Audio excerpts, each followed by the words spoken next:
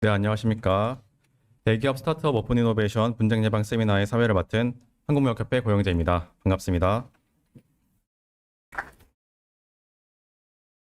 네, 오늘 행사는 최근 많은 관심을 불러일으키고 있는 오픈 이노베이션 분쟁, 그중에서도 기술 및 아이디어 유출 방지에 대한 내용입니다. 이번 행사를 총 200분 정도 신청해 주셨고 오프라인 참석 희망자만 80분이 넘으시는데요. 아직 여기 80분이 안 계신 걸 보니 열심히 오고 계시거나 온라인으로 돌리신 분들이 많은 것 같습니다. 정말 많은 분들이 관심 갖는 주제라는 것을 확인할 수 있는 대목이 아닌가 싶습니다. 귀한 시간 내주신 시청자분들과 발표자분들께 모두 감사의 말씀을 드립니다. 본격적으로 행사를 시작하기에 앞서서 오늘 행사를 주관하신 한국무역협회 이명자 본부장님을 모시고 인사 말씀을 들어보도록 하겠습니다. 나오실 때 큰 박수 부탁드립니다.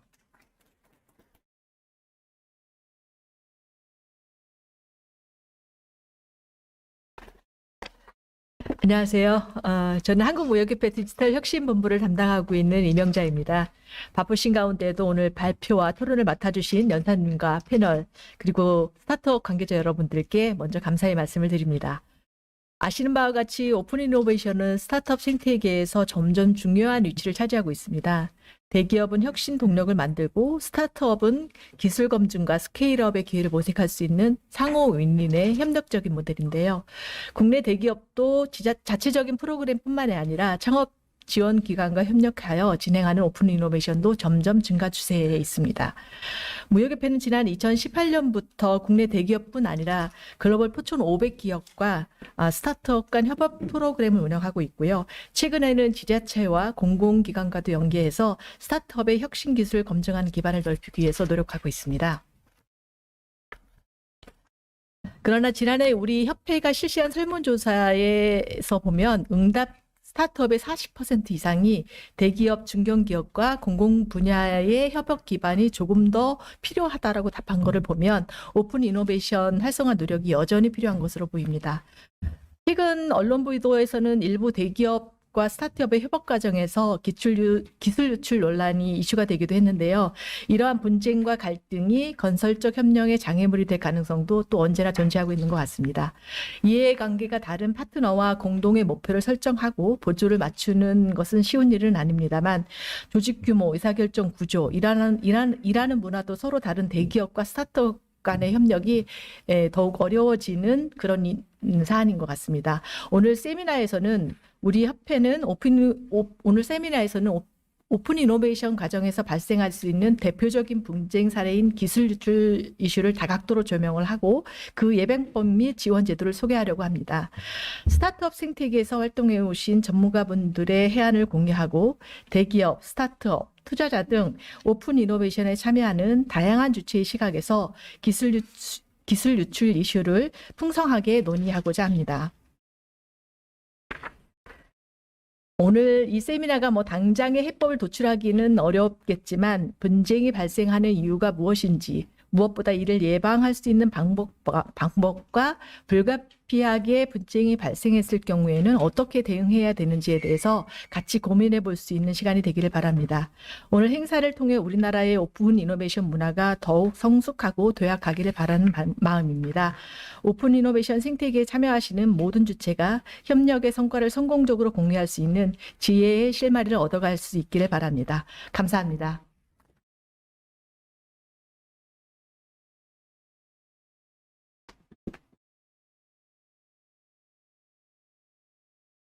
네, 이명자 본부장님 귀한 말씀 감사드립니다.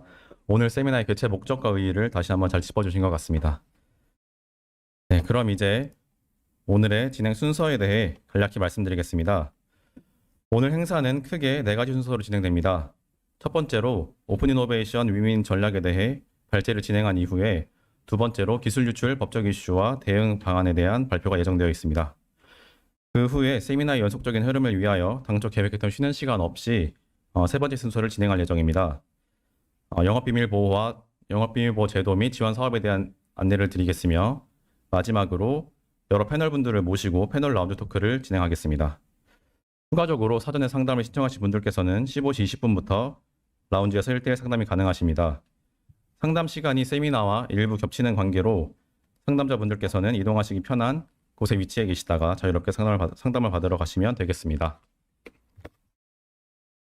네, 그럼 이제 본격적으로 세미나를 시작하겠습니다. 첫 번째 순서는 디캠프 김영덕 대표님의 기조 발제입니다. 김영덕 대표님은 지마켓을 공동 창업하신 이후에 롯데 엑셀러레이터를 설립하셔서 대기업 스타트업 간 협업을 총괄하셨고 현재는 디캠프에서 스타트업들을 지원하고 계십니다. 그럼 대표님을 모시고 오픈 이노베이션 위윈닝 전략에 대해서 들어보겠습니다. 앞으로 나오실 때 큰 박수 부탁드립니다.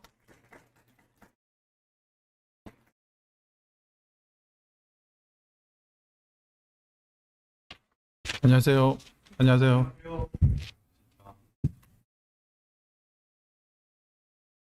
오랜만에 강연을 하니 굉장히 떨리네요.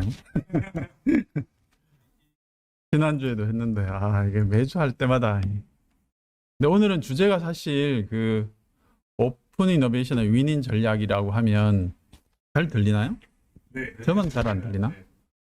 이게 굉장히 좀 윈인이라고 굉장히 좋은 단어인데, 그 다음 단어가 사실 좀 마음에 안 들긴 하네요. 우리가 지금 최근에 기술 유출 사례들이 많고, 기술 유출이라기보다는 좀 일종의 치팅 같은 거죠. 치팅이 일어나고 있는데, 이 굉장히 무거운 주제라. 저도 한때 대기업에 몸담았던 사람으로서 이제 이런 일이 일어날 때마다 굉장히 좀 가슴 아프죠. 가슴 아프고.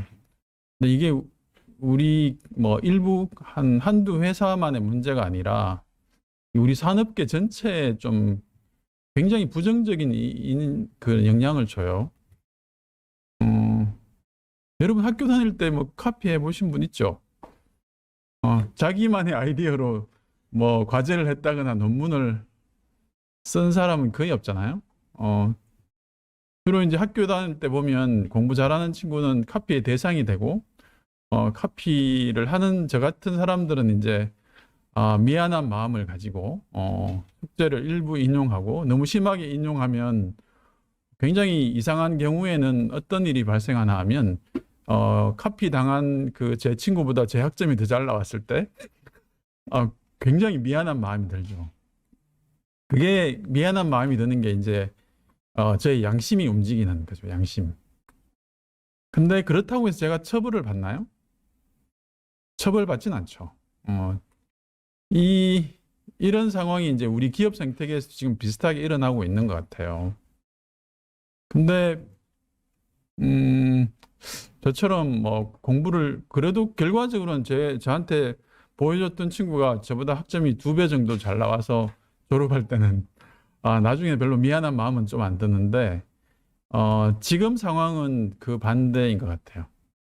훨씬 센 자산 규모가 수백 배가 되는 회사가 인원만 해도 수백 배 되는 수만 명의 직원을 가진 대기업이 사실 10명, 20명 밖에 안 되는 회사들의 아이디어나 또는 일부 기술이나 또는 제품을 사실은 실질적으로 카피했다고 보는 게 맞죠. 그걸 법적으로 문제가 없다고 안 했다고 우기는 것도 좀 되게 웃기는 일이잖아요. 이건 누구나 봐도 뻔히 아는 사실인데 그걸 우리가 법정에 가면 그게 위법이 되지 않는 세상에 살고 있잖아요, 우리가.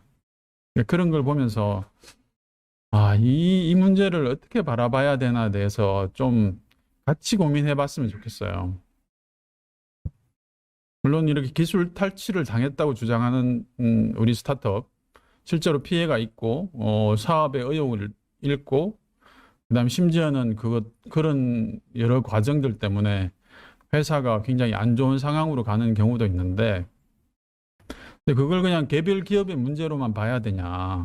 우리 사회 전체에는 그럼 그 회사의 문제지 우리가 사는 일반 우리 국민들은 별 문제가 없는 거냐라고 생각해 보면, 첫째는 하여튼 좀 양심이 있는 사람으로서 세상에 이래도 돼? 세상에 이래도 돼요? 이걸 우리가 좀 기성세대로서 그런 느낌을 좀 받잖아요. 우리가 이걸 굉장히 당연하게 여겨야 되냐? 그냥 별 문제 없는 거고, 원래 세상이 그런 거야. 원래 우리가 사는 게 천상계도 아니고, 여기 우리가 도덕군자만 사는 게 아니고, 매일 TV를 보면 우리가 굉장히 평소에 존경에 맞지 않는 훌륭한 분들, 높은 지위에 있는 분들이 매일 거짓말을 하는 이 세상에 살고 있는데, 이게 뭐 대단한 일이냐라고 이제 치부할 수도 있죠. 근데 그렇게 넘기기에는 우리가 실질적인 피해를 입게 될 거라고 전 생각합니다. 뭔가 하면 뭐 아주 결론적으로 말씀드리면 이렇게 카피하는 것들이 이 사회적으로 용인되고 소비자들이 또는 우리 고객들이 그걸 내버려 두는 순간 사실은 이런 혁신가들이 사실은 그런 할 의욕이 없어질 거잖아요. 내가 기껏 만들어봤자 카피 당하고 또 훨씬 큰 조직과 자금을 가진 기관이나 또는 회사들이 카피해서 내 제품을 내놓으면 나는 내가 그동안 아무리 좋은 걸 만들었더라도 일순간에 다 없어질 텐데 굳이 나도 열심히 아이디어를 내고 남들이 하지 않은 길들을 내가 가야 될 이유가 없잖아요. 그런 어떻게 보면 뭐 이게 신뢰 자산이라고 할 수 있는데 우리 사회의 신뢰 자산 자체를 기반을 굉장히 무너뜨리고 나면 그 혁신가들이 사라질 거고 혁신가들이 사라지고 나면 우리는 그럼 미래에 우리나라 국민들은 뭘 먹고 살죠? 뭘 먹고?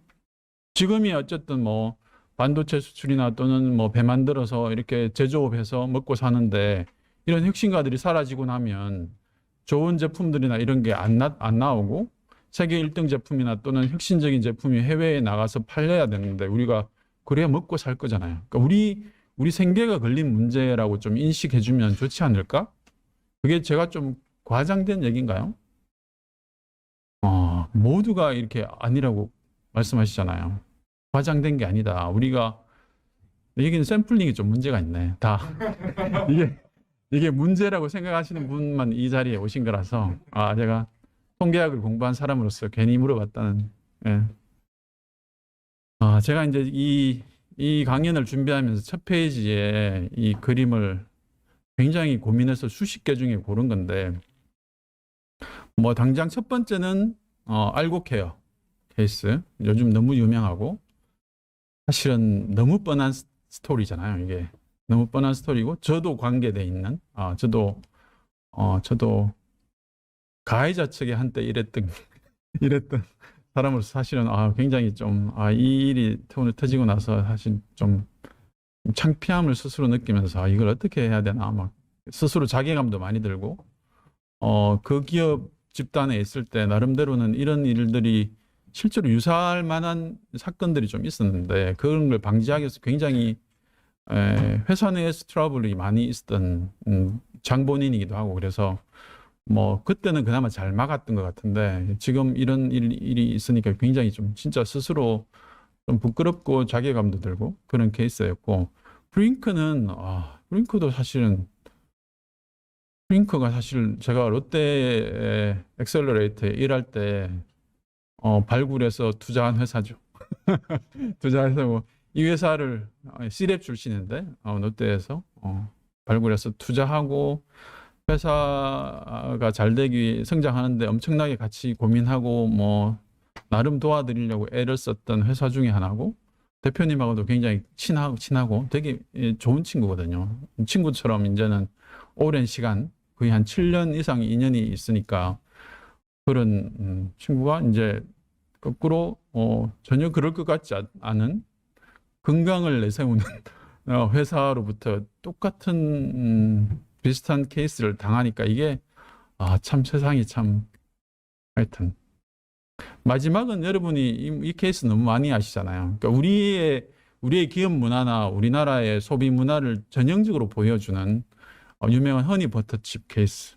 이게 뭐 이런 것 때문에 우리가 굉장히 당연하게 받아들이는 것 같아요. 카피하는 게 뭐 별 죄의식이 없잖아요. 그리고 그걸 또 사 드시잖아요. 어떻게 보면 여러분도 이런 같이 카피 제품들을 사 쓰는 행위 자체가 어떻게 보면 이런 혁신 생태계를 망가뜨리고 어떻게 보면 양심이 없는 기업들이 하는 행위의 동조자가 아닌가라는 생각이 들 때도 좀 있어요. 근데 우리는 앞으로 이제 그러면 안 되겠죠. 그러면 안 되겠다는 얘기를 강연을 통해서 말씀드리겠습니다. 근데 이게 막 울분과 막 감정이 격해지면서 이게 잘못하면 강연 시간을 오버하지 않을까라는 그러진 않겠죠. 제가 매주 강연을 하다시피 하니까. 최근에 이제 뉴스들이 많이 나왔죠. 이게 뭐 혼자 하니까 안 되니까 이제 5개사가 한꺼번에 모여서 간담회도 하고 이게 뭐 언론들과 이 얘기들을 얘기하고 좀 제발 도와주세요라는 이런 아우성을 하고 있죠. 아우성을 하고 있는데 사실 별 효과가 없어요. 솔직히 말하면. 최근에 이제 동향을 보면 약 피해액이 한 2,800억 정도 된다라고 하는데 사실 이게 뭐 우리나라의 그 GDP 규모에 비하면 큰 돈은 아니죠. 큰 돈은 아닌데 왜 이렇게 작게 보일까요? 작게.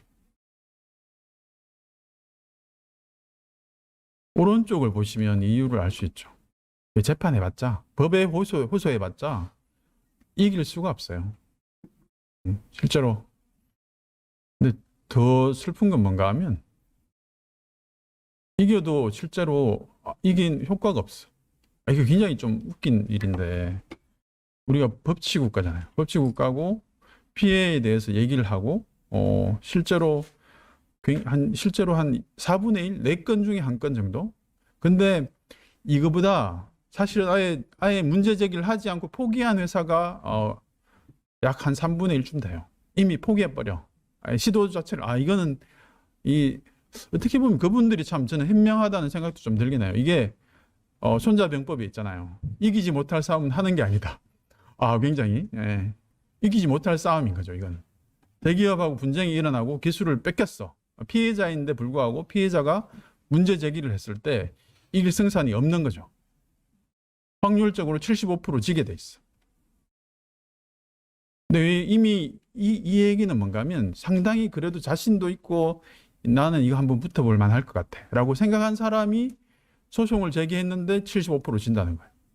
근데 그 나머지까지 이제 통계학을 좀 생각해 보면 샘플링을 잘해서 전체로 해보면 실제로 모든 경우에서 이 소송을 제기했을 때 확률은 어느 정도까지 갈 거냐 하면 75%보다 훨씬 더 높겠죠. 한 8, 90% 패소할 거예요. 그러니까 피해자가 피해 문제를 제기했을 때 이길 확률이 거의 없다는 거예요.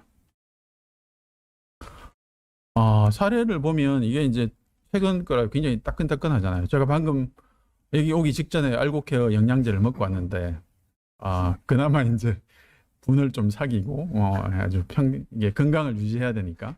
근데 알고케어 진짜 잘 만들었어요. 작은 알갱이로. 그리고 디자인도 딱 여기 그림에 보이는 대로 돼 있고 저희 회사에는 이미 설치되어 있거든요. 저희 직원들이 너무 좋아요. 왜냐면 실제로 한 3mm 직경으로 따지면 1.5mm에서 2mm 사이 정도 되는 알갱이로 나의 상태에 맞게 영양제가 딱 처방이 돼 나와요.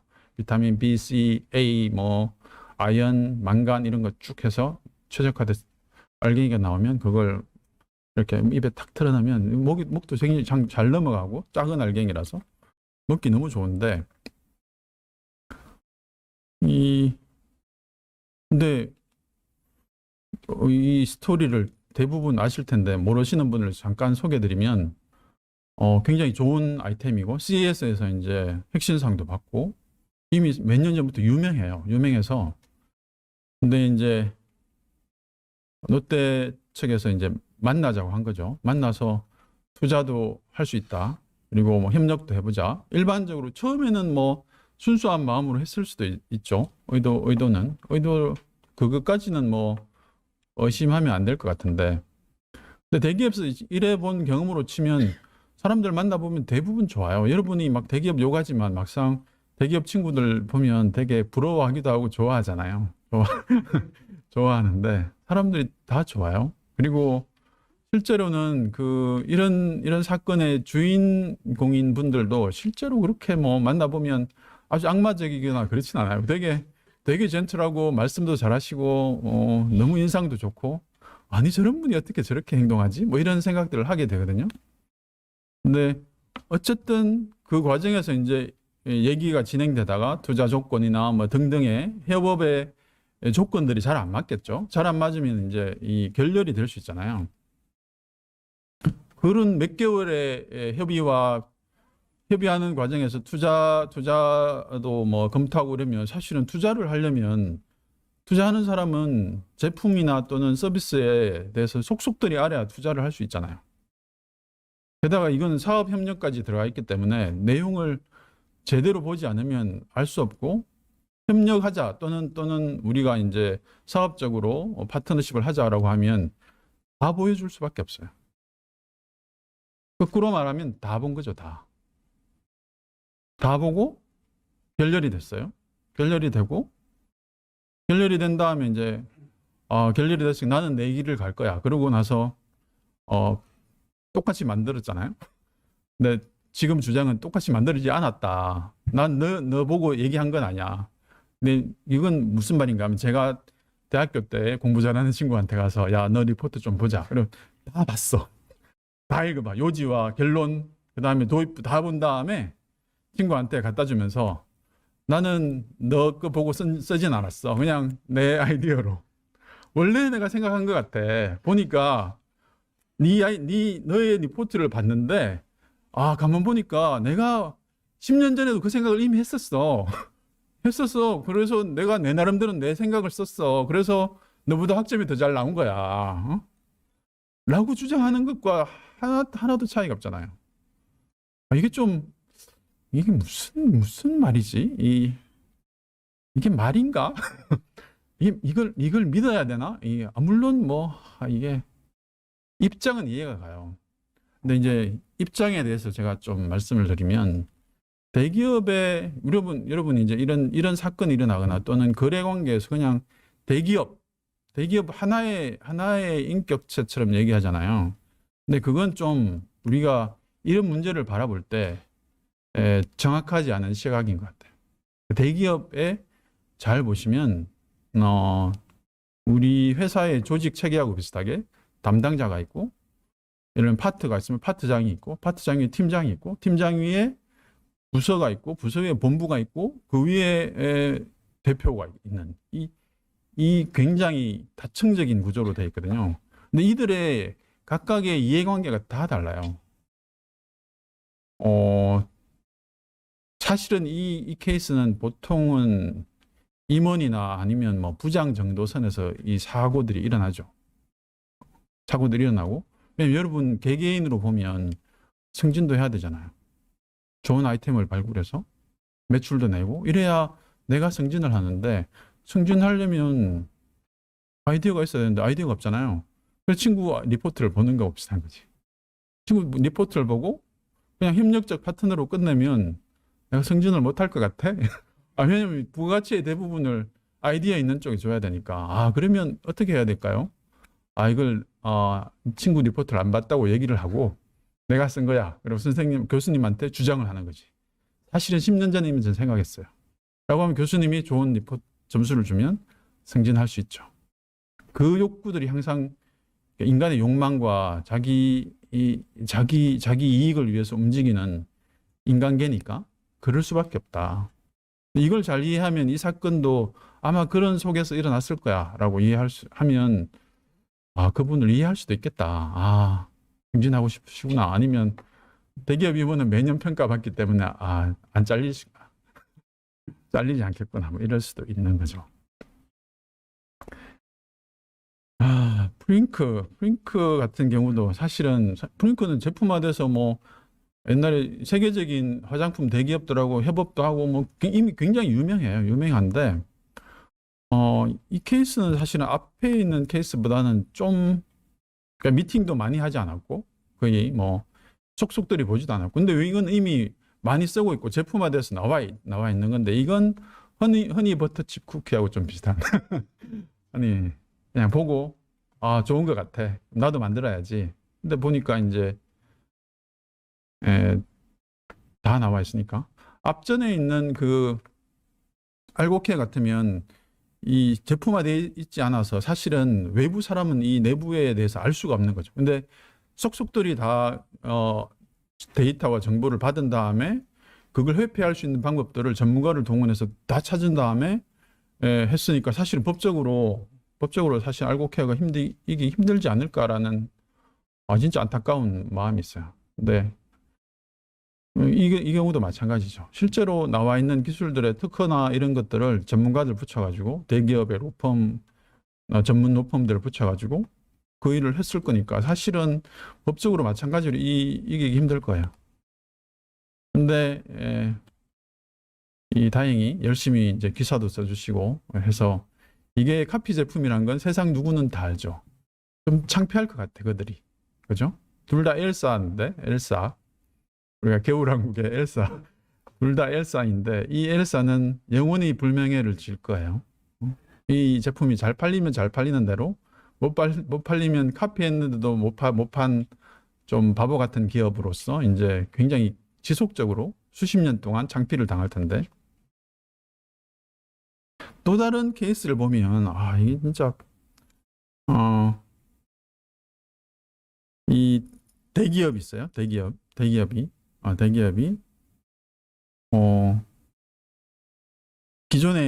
기존에 어떤 정보를 알고 싶어요. 기술을 알고 싶어. 그러면 직접 하지 않아요. 협력사를 시켜가지고 마치 계약할 것처럼 설계 의뢰를 하고 기술 자료를 제출받은 다음에 그 제출받은 자료를 그 경쟁사에다가 줘요. 경쟁사에 줘. 아주 전형적인. 이건 보통 과차장급에서 많이 일어나는 것 같아요. 임원까지 잘 안 올라가요. 왜냐면 이게 관여한 것 자체가 사실은 스스로도 이게 문제라는 걸 아는 거죠, 이미. 그래서 웬만하면 나 몰랐는데 이게 문제가 됐을 때 회피하고 싶은 욕구들도 있는 거죠. 이건 뭐 세계적인 기업, 대기업이고 우리나라의 자랑 중에 하나인 기업인데 여기는 어떻게 했냐면 대기업이 하청 기업들이 굉장히 많잖아요. 부품 생산도 많이 하고 H사가 이런 데 경우가 많은 것 같은데 부품을 많이 조달해야 되니까 제조업은 이런 게 정말 비일비재해요. 기술 설명회를 해달라 하고 샘플을 제공받은 다음에 샘플을 이 회사의 경쟁사에 줘서 똑같이 만들어. 그리고 입찰을 붙일 테니까 너가 더 싸게 쓰네. 이런 거죠. 계속 단가를 낮추기 위해서. 왜냐하면 기술을 가진 중소기업이 기술의 독점권이 있잖아요. 기술의 우월성이 있어. 근데 이 기술을 인정해주면 그 기술만큼 부가가치를 더 줘야 되니까 단가가 높아지겠죠.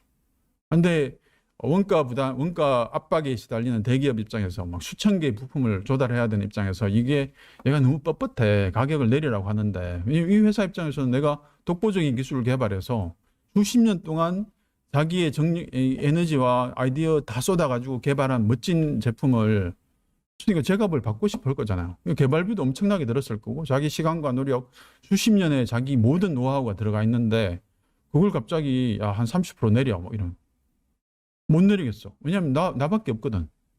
독보적인 기술이니까. 그러니까 이렇게 해서 경쟁사 줘가지고 똑같이 만들어. 이런 일들이 일어나는 거죠. 근데 사실은 별 대항력이 별로 없어요. 그냥 그렇게. 만약에 이걸 문제 제기하면 조금 그나마도 이렇게 하청을 주는 것조차도 잘라버리는. 굉장히 악질적으로. 근데 이게 뭐 우리 주변에 있는 선배님들이나 선배들한테 너무 많이 듣던 케이스라서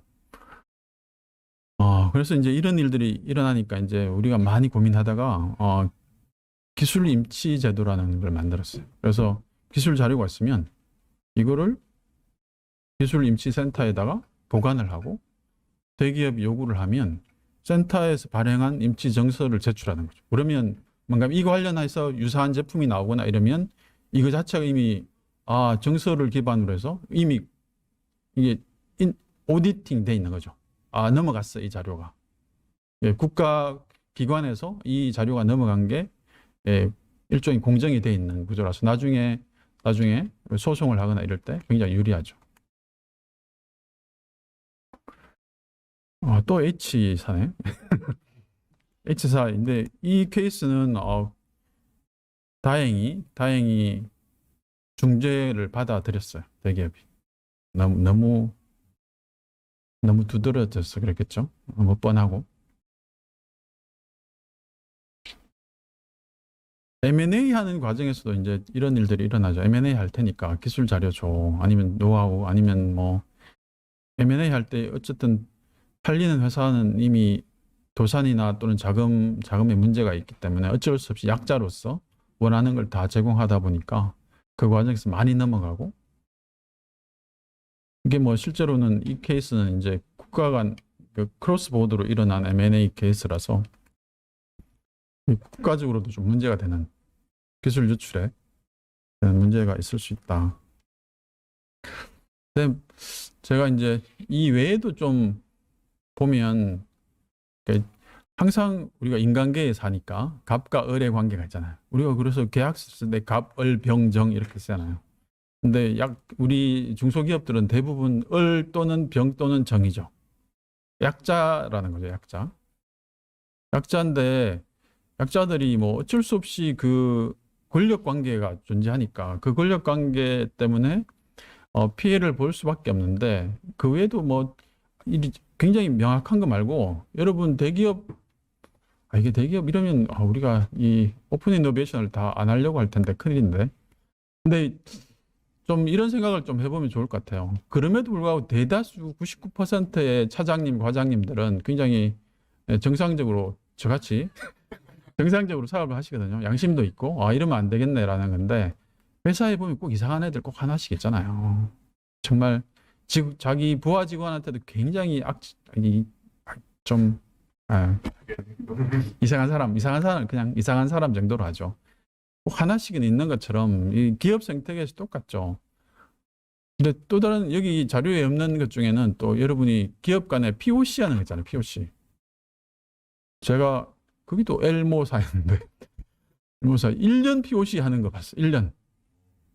진짜 미치겠대. 그래서 그거 저한테 이제 면담 요청을 온 제가 엘모사에 있을 때 그분이 저한테 상담 요청을 해서 근데 POC를 1년째 하고 있다고 그러더라고요. 근데 엘모사인데 제가 있는 엘모사는 아니었어, 다행히. 그래서 당장 POC 그만둬라. 걔들 계속 그렇게 POC라는 이름 하에 당신의 골수를 뽑아먹고 있는 거다, 이건. 절대로 협력이 일어날 리가 없다. 1년 지나면 임원 바뀌고 담당자 바뀌어서 또 POC 한 번 더 해야 돼요. 또 POC 2번, 2년 차고. 3개월, 6개월은 비일비재하고요. 근데 POC 하거나 이럴 때 어떤 기업들은 돈 주는 데 있어요. 실비라도. 근데 이게 사실 권력 관계에서 일어나기 힘든 구조인데, 대기업들이 사실 큰 돈 아닌데 그런 거 좀 하면 어떨까? POC의 실비 정도는 주는 게 어떨까? 또는 우리가 광고 같은 거 보면 광고 대행사 선정할 때 그 작업 비용의 일부를 주는 대기업도 있거든요. 그리고 굉장히 좋은 대기업들이 있어요. 그런 게 좀 문화적으로 좀 전파가 되면 좋겠다라는 거고. 그다음에 갑을 관계에서 또 다른 권력 관계에서 일어나는 사고들 중에 하나가 익스클루시브 있어요. 이건 좀 이 지금 기술 탈취하고 조금 다른데, 기왕 이제 창업자분들이 많이 보실 거라 제가 팁으로 드리면, 대기업들이 새로운 기술이나 이런 게 오면 우리가 레퍼런스 대주는 거니까 익스클루시브 해줘. 거의 100이면 100 그렇게 얘기하거든요. 그러면 거기에 사인하는 순간 회사 망하는 거예요. 한 대기업밖에 못 팔아. 내가 홈쇼핑에 뭔가를 팔아야 되는데 홈쇼핑 한 30개를 팔려고 이렇게 계산해보고 시장 조사하고 시장 규모 산정하고 그래서 개발비도 투입했는데 떡하니 첫 번째 레퍼런스에서 익스클루시브를 딱 거는 거예요. 근데 이게 약자잖아. 이거라도 어떻게든 해서 홈쇼핑은 포기하고 일단 한 개 팔고, 근데 팔 데가 있나? 홈쇼핑용으로 만든 건데. 그래서 그 하나 팔고 망하는 회사들이 부지기수죠. 그래서 실제로 제가 이제 그 투자하고 멘토링 했던 회사가 저한테 와서 똑같은 얘기가 익스클루시브 요구를 했다. 그래서 무조건 노라고 해라. 첫 번째는 노라고 해라. 걱정하지 마라. 진짜 답답하면 올 거다. 그리고 정말 대안이 있으면 그냥 그 회사한테 익스클루시브를 요구할 거다. 그냥 포기해라 거기는. 그래서 계속 신랑이 한 2달 했나요? 2달 해서 3개월 익스클루시브로 끝냈어요. 3개월 정도는 뭐 받아줄 수 있죠. 왜냐하면 우리는 그 첫 번째 레퍼런스를 통해서 디벨롭 해야 되고 문제를 보완하는 시간으로 한 3개월, 6개월은 괜찮아요. 근데 이걸 막 몇 년씩 또는 뭐 영구이 뭐 계약은 자동 갱신된다. 특별히 문제 제기 없으면 계약이 자동 연장됩니다. 이 조건에 그냥 사인하는 경우인데 굉장히 위험해요. 근데 이제 우리가 저는 사실 굉장히 후진적인 기업 환경이라고 생각하거든요. 우리나라 대기업들이 굳이 이렇게 안 해도 잘할 수 있어요. 근데 우리가 사실은 이게 이런 기업 관행들이 한 50년 전, 30년 전, 20년 전, 10년 전 계속 줄고 있어요. 줄고 있어. 옛날에는 훨씬 심했는데 옛날에는 이런 포럼을 할 수가 없잖아요. 이게 문제되지도 않았고 왜냐하면 우리나라 대기업이 다 카피하고 있었거든. 우리나라의 기업들이 다 패스트 팔로우. 이게 경영학에서 그런 얘기 하잖아요. 한국 기업의 성공 요인이 뭔지 알아요? 패스트 팔로우예요. 이렇게 얘기하는데 그건 사실은 좀 영어로 해서 그렇지. 우리는 동작이 신속한 따라쟁이입니다. 이런 거. 우리는 따라쟁이야. 우리는 따라쟁이로 성공했어. 우리는 카피캣으로 성공한 나라야. 라고 얘기하는데 그걸 멋지게 얘기해서 패스트 팔로우. 패스트 팔로우는 뭐예요? 이게 진짜 발 빠른 추종자, 발이 빠르면 앞서가야지. 왜 쫓아가는 거지? 이게 진짜 좀 웃기는 단어인데 근데 과거에는 우리가 어쩔 수 없었어요. 우리나라 대기업들도 다 카피캣이었거든. 근데 그건 그나마 좀 이해해 줄 수 있는 게 우리를 배부르게 해줬잖아요. 우리가 가난에서 벗어나고. 근데 또 그들이 그 카피캣했는 대상이 대부분 글로벌 대기업이에요. 만약에 우리나라의 대기업이 외국에 있는 작은 스타트업의 카피를 했거나 이랬으면 지탄의 대상이 됐겠죠. 거기서도. 근데 어떻게 조그만 회사 구글을 카피하냐? 구글 초기에. 구글을 카피했으면 좋았겠지만 근데 다 뭐 예를 들면 GM이든 뭐 포드든 아니면 뭐 벤츠든 이런 거 다 카피하고 뭐 세계적인 그런 회사들을 따라하면서 이제 성장한 거잖아요. 근데 그건 뭐 이해도 되고 공감도 되고 그게 근데 지금은 뭔가 하면 굳이 그렇게 하지 않아도 돼요. 이게 사실은 우리나라 대기업 금융에서 보면 사실 푼돈이거든요. 푼돈. 자기 R&D에 우리 오픈 이노베이션의 핵심적인 게 직접 R&D 하는 것보다는 이렇게 오픈 이노베이션을 통해서 외부의 혁신가들이나 또는 외부의 좋은 기업들이 만든 혁신적인 제품과 아이디어를 사는 게 훨씬 싸다라는 거잖아요.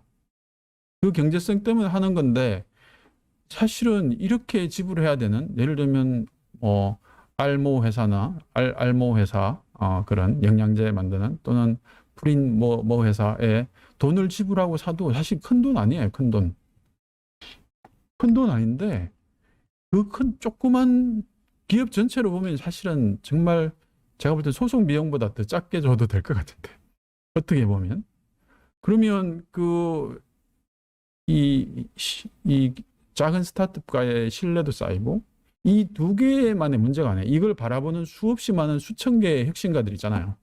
저 회사가 좋은 아이디어에 대해서 적절한 가격을 지불하네?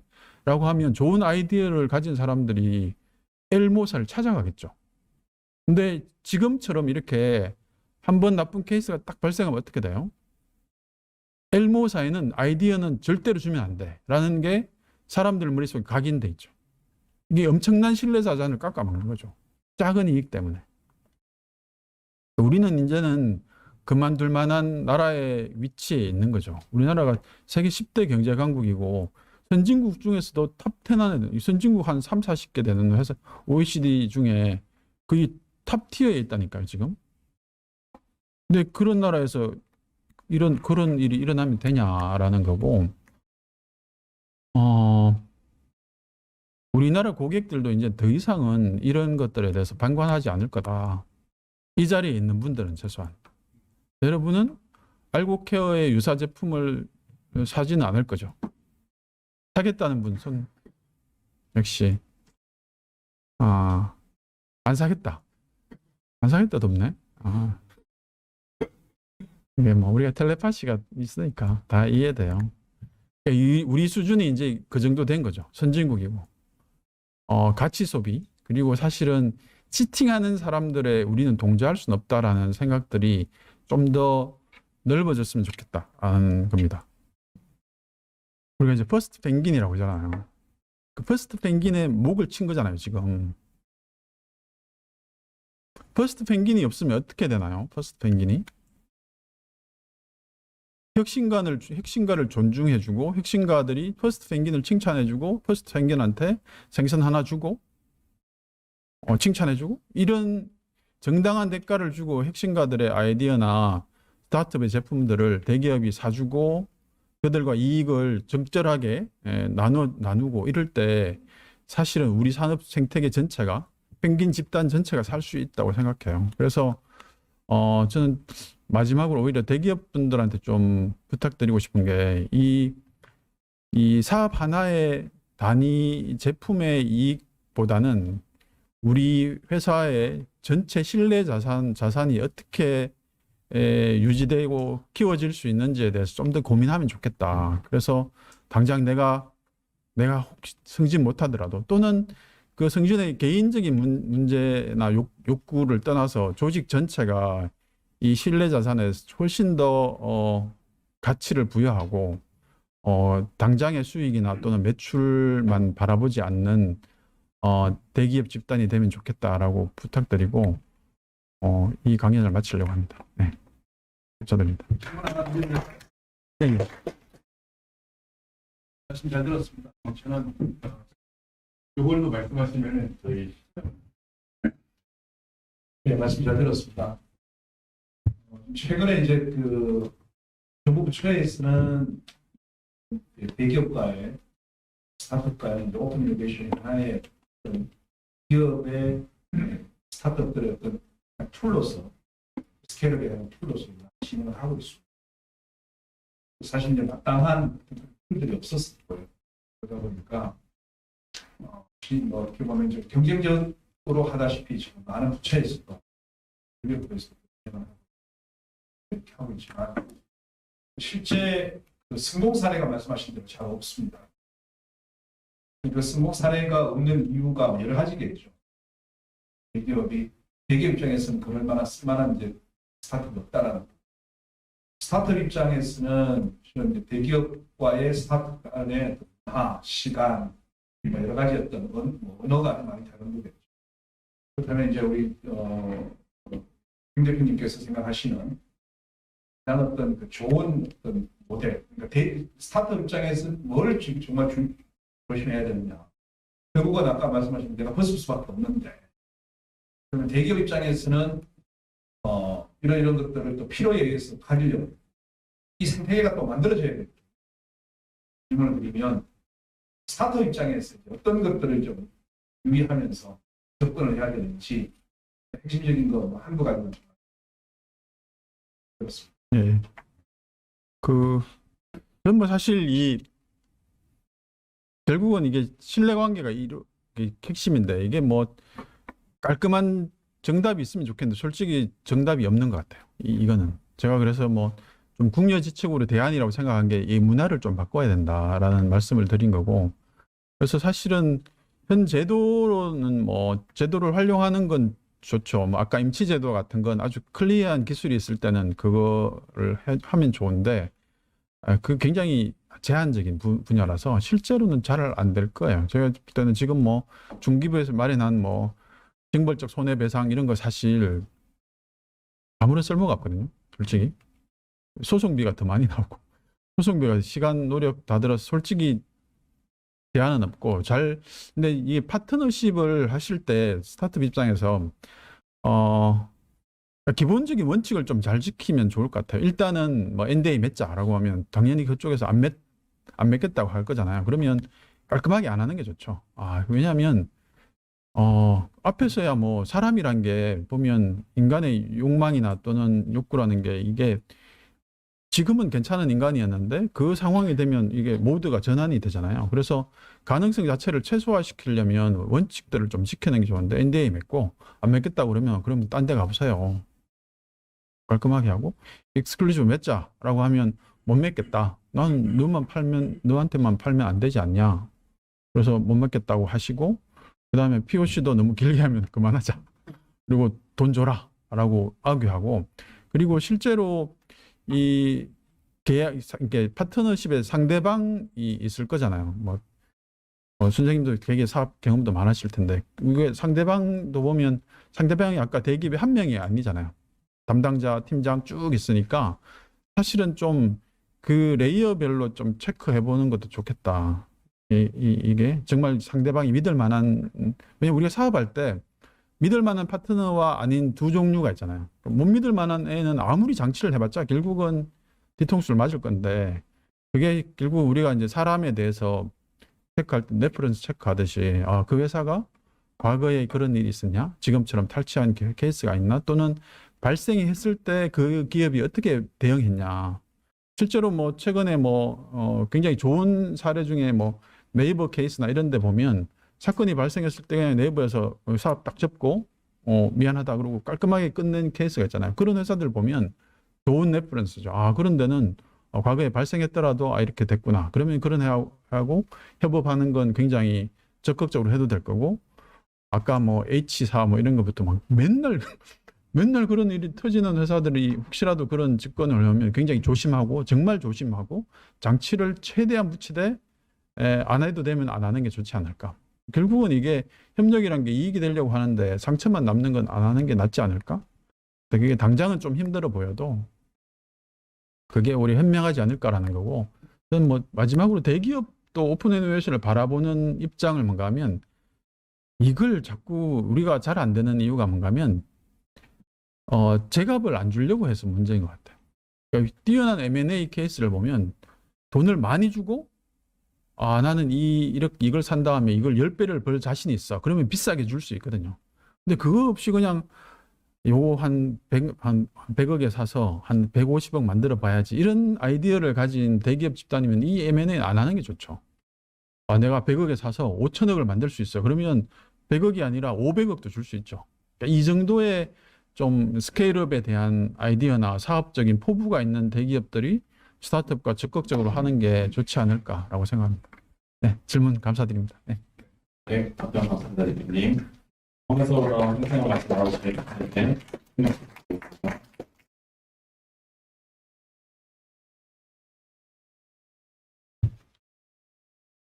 자, 그럼 이어서 두 번째 순서를 진행하겠습니다. 혁신가들을 위한 스타트업 전문 로펌인 법무법인 미션의 김성원 대표 변호사님께서 기술 유출 법적 이슈 및 대응이라는 내용으로 말씀해 주시겠습니다. 박수로 환영해 주시길 바라겠습니다.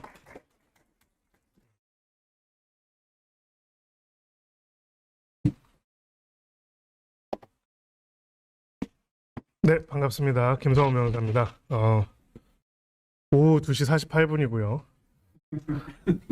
오후 시간에 법 관련된 강의를 들으면 10분 안에 뇌에 산소가 소모되기 시작합니다. 그래서 가능하면 좀 재밌게 말씀드리겠고요. 아무래도 이제 오늘 이 자리는 또 실무적인 부분에서 고민하시는 점이 많으신 분들이 있는 곳이라고 생각합니다. 그래서 추상적인 관념보다는 추상적인 관념 외에 실제적으로 실무에서 가장 지켜야 할 상호 간의 선 그리고 지켜야 하는 몇 가지 원칙에 대해서 말씀을 드리겠습니다. 사실은 영업비밀과 관련돼서 로펌에서는 두 가지 영역을 다 담당하는 경우가 있습니다. 어떤 경우가 있을까요? 첫 번째는 영업비밀의 탈취, 피해를 입었다라고 하는 기업을 대리해서 그들을 위해서 탈취한 기업에게 책임을 묻는 경우도 있고요. 반대로는요, 우리 영업비밀이 탈취당했다라고 지목된 기업들을 위해서 이것이 정말 영업비밀 탈취가 맞는지를 방어해주는 경우도 있습니다. 세 번째는 어떤 경우가 있을까요? 사전 예방을 위한 조치도 하는 경우들이 있습니다. 저희가 아예 감사를 진행해가지고 영업비밀 관리 체계가 어떻게 되었는지에 대한 전반적인 것들을 점검해가지고 하는 경우들도 있습니다. 특히 핵심적인 태클을 가지고 있는 기업 같은 경우에는 그런 것들이 필수적이기도 하죠. 자, 우리가 이제 영업비밀 탈취 보호 얘기를 했는데 사실은 이 중에서 가장 많이 잘 모르는 영역 중에 하나가 뭘까요? 영업비밀 그 자체입니다. 실제로 실무에서 법으로 갔을 때 제일 많이 인정 안 되는 게 뭘까요? 바로 영업비밀입니다. 영업비밀이 뭘까요? 어디까지가 영업비밀일까요? 네, 살찌기 전에 사진이고요. 예, 저는 이제 연대 로스쿨에서도 강의를 하고 있고 로스기라는 뉴스레터를 토대로 해서 예, 이것도 너무 광고처럼 되어 있어서 이 관련된 이 이슈도 저희가 2번 정도 다뤘습니다. 차음가들을 위해서 저희가 만들고 있는 무료 뉴스레터이고요. 이것도 영업 비밀일까요? 이런 뉴스레터를 만드는 것도 오늘 주제에서 다뤄보도록 하겠습니다. 일단은 대기업 스타트업 아이디어 탈취 분쟁 사례 하겠습니다. 근데 여러분 솔직히 말씀드리면 대기업과 스타트업 아이디어 탈취 분쟁 사례가 많을까요? 스타트업과 스타트업 사이가 더 많을까요? 예, 후자가 압도적으로 많습니다. 예. 근데 보도가 되는 건 대기업이 보도가 되는 것이죠. 근데 아이디어가 말입니다. 저는 이제 소위 말하는 창업 심사도 많이 했습니다. 과거에 특히 이제 애창이나 초창, 뭐 팁스 이런 거 평가위원으로 들어가잖아요. 놀라울 정도로 신기해요. 아니 어떤 몇 곳은 혹시 같은 팀이 아닌가 싶을 정도로 사업 모델이 비슷합니다. 예. 생각보다 세상에 새로운 게 없다라는 생각이 많이 들 때도 있어요. 자, 그래서 그러면 아이디어, 영업 비밀 어디까지 보호하고 어디까지가 법률적으로 우리가 주장할 수 있는 것인가에 대해서 제대로 이해를 하는 게 필요하다는 걸 많이 느낍니다. 요즘에 가장 화제됐던 거는 알고케어 이슈였죠. 사실 저는 이제 알고케어 대표님이 이 이슈 터지기 한 일주일 전에 실리콘밸리, 그러니까 CS랑 실리콘밸리 갔다가 그때 만났었는데 그 다음에 이런 일이 발생을 해서 깜짝 놀랐었는데요. 굉장히 치열한 논쟁이 벌어졌고 현재도 진행 중입니다. 몇 가지 쟁점들이 있어요. 이 쟁점들이 다 외울 필요는 없습니다. 왜냐하면 회사마다 다르니까요. 첫 번째로 이제 영업 비밀을 탈취할 수 있는 핵심적인 영업 비밀의 자료들이 전달되었는가? 이 영업 비밀을 사용한 제품을 탈취해가지고 이용한 것인가에 대해서 여러 쟁점이 있는데 구체적인 실무적으로는 NDA 체결을 요구했는데 롯데가 거절했다. 1번.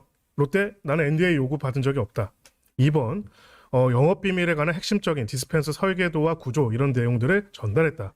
아니다. 우리는 그런 거 받지도 않고 일반적인 마케팅 전략에 관한 것만 배웠다. 이렇게 계속 다투고 있습니다. 아까 말씀하신 것처럼 일부 케이스에서는 이런 이슈만 발생해도 컨트로버셜 이슈를 피하기 위해서 대기업에서 모든 거 인정하고 죄송하다 우리 안 하겠다 하는 경우도 있어요. 하지만 이제 때로는 그렇지 않은 경우가 더 많이 있습니다. 실제로 이제 저희들이 자문할 때는 봤을 때 조금이라도 영업 비밀의 이슈가 침해 이슈가 있을 것 같으면은 대부분의 좀 큰 기업들 같은 경우에는 그로 인한 컨트로버셜 이슈로 인한 리스크가 훨씬 크기 때문에 물러서는 경우도 상당히 많이 있습니다. 그 말은 무슨 말일까요? 역으로 중요한 기술을 가지고 있는 스타트업 기업으로서는 만약에 이게 문제가 된다면 이 문제 자체를 공론화하고 하는 것도 법률과는 별개로 해서 전략적인 후퇴를 이끌어내는 하나의 중요한 전략이 될 수도 있는 거죠. 그리고 최근에는 또 대기업 아이디어 탈취 피해 기업의 기자회견도 있었죠. 자, 최근에만 문제된 것만 해도 이렇게 여러 가지가 있습니다. 그리고 저희도 미디어사를 또 로펌이지만 운영하고 있다 보니까 제보도 많이 오고요. 최근에 아까 이야기했던 것 외에도 이제 LG생활공간이 자사의 디자인, 타투 관련돼서 이제 타투 프린터 디자인을 침해했다라는 제보도 있었고 보도가 됐고요. 가장 최근에는 닥터 다이어리에서 카카오 헬스케어에서 출시 예고한 당뇨 관리 서비스를 관련돼서 서비스 내용을 잘 가져갔다 이렇게 이야기를 합니다. 키우소와 농협중앙회 사건, 팍스몬의 BC카드 사건도 있습니다. 자, 근데 이제 여러분 그런 게 있습니다. 저희 법학이라는 학문이요. 한마디로 정의하면 뭘까요? 죄송합니다. 여기 법학 강의 아니죠. 예. 예. 경제학은 법에 관한 학문이라고 합니다. 예. 법학은요. 관계에 관한 학문입니다.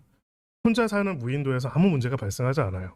그런데 관계는요. 우리가 관련 없는 멀리 있는 어디 남극에 있는 연구원이랑 나 사이에 관계가 있을까요? 아니죠.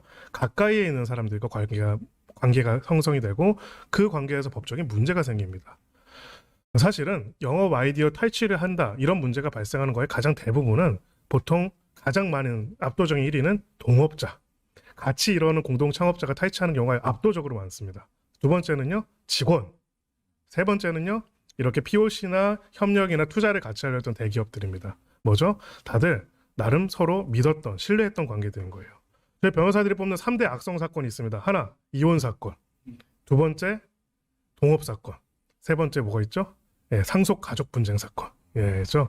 셋 다 특징이 있어요. 원래 좋았던 관계들이옵니다. 예, 원래 좋았던 관계가 이제 틀어지면 끝이 없는 거예요.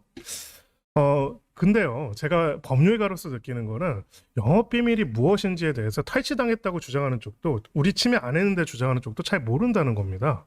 뭘까요? 자꾸 뭘까요만 하고 한 15분을 간 것 같아요. 네, 빨리 가겠습니다. 네. 자, 영업 비밀의 요건 얘기할게요.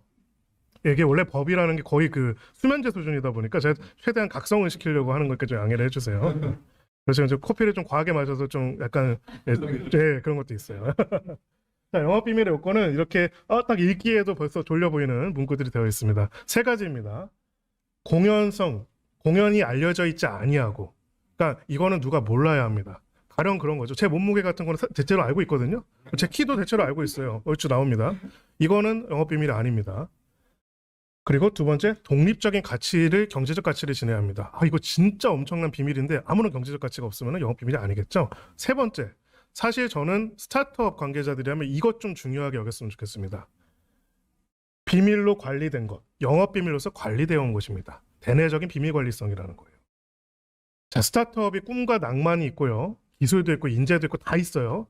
근데 딱 없는 게 두 가지가 있습니다. 하나가 뭐죠? 돈. 그렇죠? 두 번째가 뭐예요? 관리예요. 관리 없어요. 관리하는 거 좋아하는 사람은 창업 안 합니다. 난 마음대로 하고 싶어서 창업하는 거예요. 근데 봐요. 영업비밀의 3대 요건 중에 하나가 관리예요.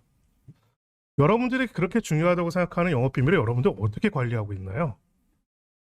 관리가 뭐죠? 어떻게 관리해야죠? 오늘 그 얘기를 하려고 합니다. 그리고 앞에 두 가지는 영업비밀 침해 사건에서 영업비밀이 침해당한 사람으로 지적이 된 회사들이 반박을 할 때 많이 이야기하는 겁니다. 1번을 좀 쉬운 말로 바꿔볼까요? 이거 다 쓰는 기술이에요. 이건 여기만 쓰는 거 아니에요. 다 하는 기술이에요. 얘네만 가지고 있는 거 아닙니다. 공공연히 알려져 있다는 것이죠. 대표적으로 롯데 헬스케어와 알고케어 사건에서 딱 그런 얘기를 했습니다. 영양제 디스펜서는 다른 알고케어 말고도 다 하는 거기 때문에 이거 내가 침해된 게 아니다. 한 게 아니다. 두 번째, 독립적 경제적 가치를 지내는 것. 사실 이거는 근데 주장보다는 객관적으로 판단합니다. 그렇죠? 그렇겠죠. 그래서 보통은 첫 번째와 세 번째가 많이 쟁점이 됩니다. 부정경쟁방지법에 대해서 이야기를 하기 전에 우리가 한 가지 이해할 부분이 있어요. 하나는 선이라는 겁니다. 여러분 혹시 그런 생각해 본 적 없으세요? 저는 되게 이상한 생각을 많이 하거든요. 그래서 아니 소유권이 있잖아요. 그 땅끼리 구분된 필지라는 게 있죠. 이거 언제부터 그어져 있을까요? 계속 바뀌었을 겁니다. 우리나라 같은 경우에는 근대 민법의 형성이 좋든 싫든 간에 일제시대 때 토지조사를 가정해서 근대적 소유권이 성립돼가지고 그때부터 이렇게 막 내려온 거예요. 그 전에는요. 사실 법적인 권리의 대부분은 경계에서 출발합니다. 뭔가 금을 그어야지 거기서 권리가 생기고 그 권리에 대해서 침해를 했네 안 했네 하는 이야기가 생겨요. 근데 여기서 영업비밀이라는 건 독특한 특성을 가지고 있습니다. 뭐죠? 눈에 보이지가 않아요. 무형이에요. 근데 이런 무형인 경우에도 우리가 특정한 권리로서 강하게 물권처럼 보험하는 게 있습니다. 뭐죠? 특허권. 소위 말하는 지식재산권이죠. 자, 여러분 특허 출원하신 분들 알 겁니다. 출원이랑 등록은 다르죠. 특허를 출원하고 최종적으로 등록이 단계까지 얼마나 걸리죠? 굉장히 오래 걸립니다. 상표권도 그래요. 미션이나 상표를 출원하고 나서 제가 언젠가 로펌을 만들면 미션이나 이름을 만들겠다고 하고 했는데 그리고 출원하고 나서 1년 후에 만들었습니다. 그때쯤 등록됐어요. 원래 이렇게 정해져 있는 지식재산을 등록하고 그것을 결정하는 과정은 굉장히 딱딱하고 체계적인 과정을 거쳐야 하고 또 그 과정에서 거절되는 경우도 있습니다. 상표권도 거절되고요. 특허권도 이거 보니까 너희 선행의 다른 기술을 침해한 것 같은데 이거는 별로 진보성이 없는 것 같은데 거절이 되면 특허가 안 됩니다. 특허권 침해는요. 오늘 우리 주제에서 특허권 침해는 없습니다. 왜 그렇죠? 특허권 침해는 법적으로 크게 이슈가 없어요. 왜죠? 침해에 대해서 배상을 받으면 됩니다. 아주 기술적인 테크니컬한 이슈가 되기 때문이죠. 영업비밀은요. 바로 이 점에서 어려운 부분이 있어요. 뭐냐면 바로 이렇게 소유권, 필지, 여기 있는 이 사각형처럼 구획이 그어져 있지 않습니다. 원래대로라면은 이렇게 구획이 그어져 있지 않은 무형의 아이디어를 특정한 권리로 보호하는 것은 굉장히 꺼려야 하는 이슈가 있습니다. 왜 그렇죠? 만약에 그렇게 할 경우에는 이거 내 아이디어야. 가령 지금 막 중계도 되겠지만 공개적으로 얘기하지만 저는 분명히 10년 전에 배달의 민족 아이디어를 생각한 적이 있어요. 네, 그때 배달 이 오토바이를 보면서 이거를 그 중국집만 쓰지 않고 그냥 여기 음식 좀 다 같이 쓰면 좋을 텐데 좋겠다. 그렇게 한번 해볼까라고 하다가 공부를 너무 잘했어요. 그래가지고 이제 그 길로 안 갔는데 훨씬 그 사업도 잘 됐죠. 그리고 이제 헐리우드 영화를 보다가 그것도 10년 전이었는데 변호사 돼서 다 아는 거예요. 가라지 세일 같은 걸 하더라고요. 미국에서는. 또 그렇다. 재밌다. 우리나라도 저런 거 있으면 좋겠네. 근데 그때쯤 이제 스마트폰이 좀 나오는 시점이었거든요.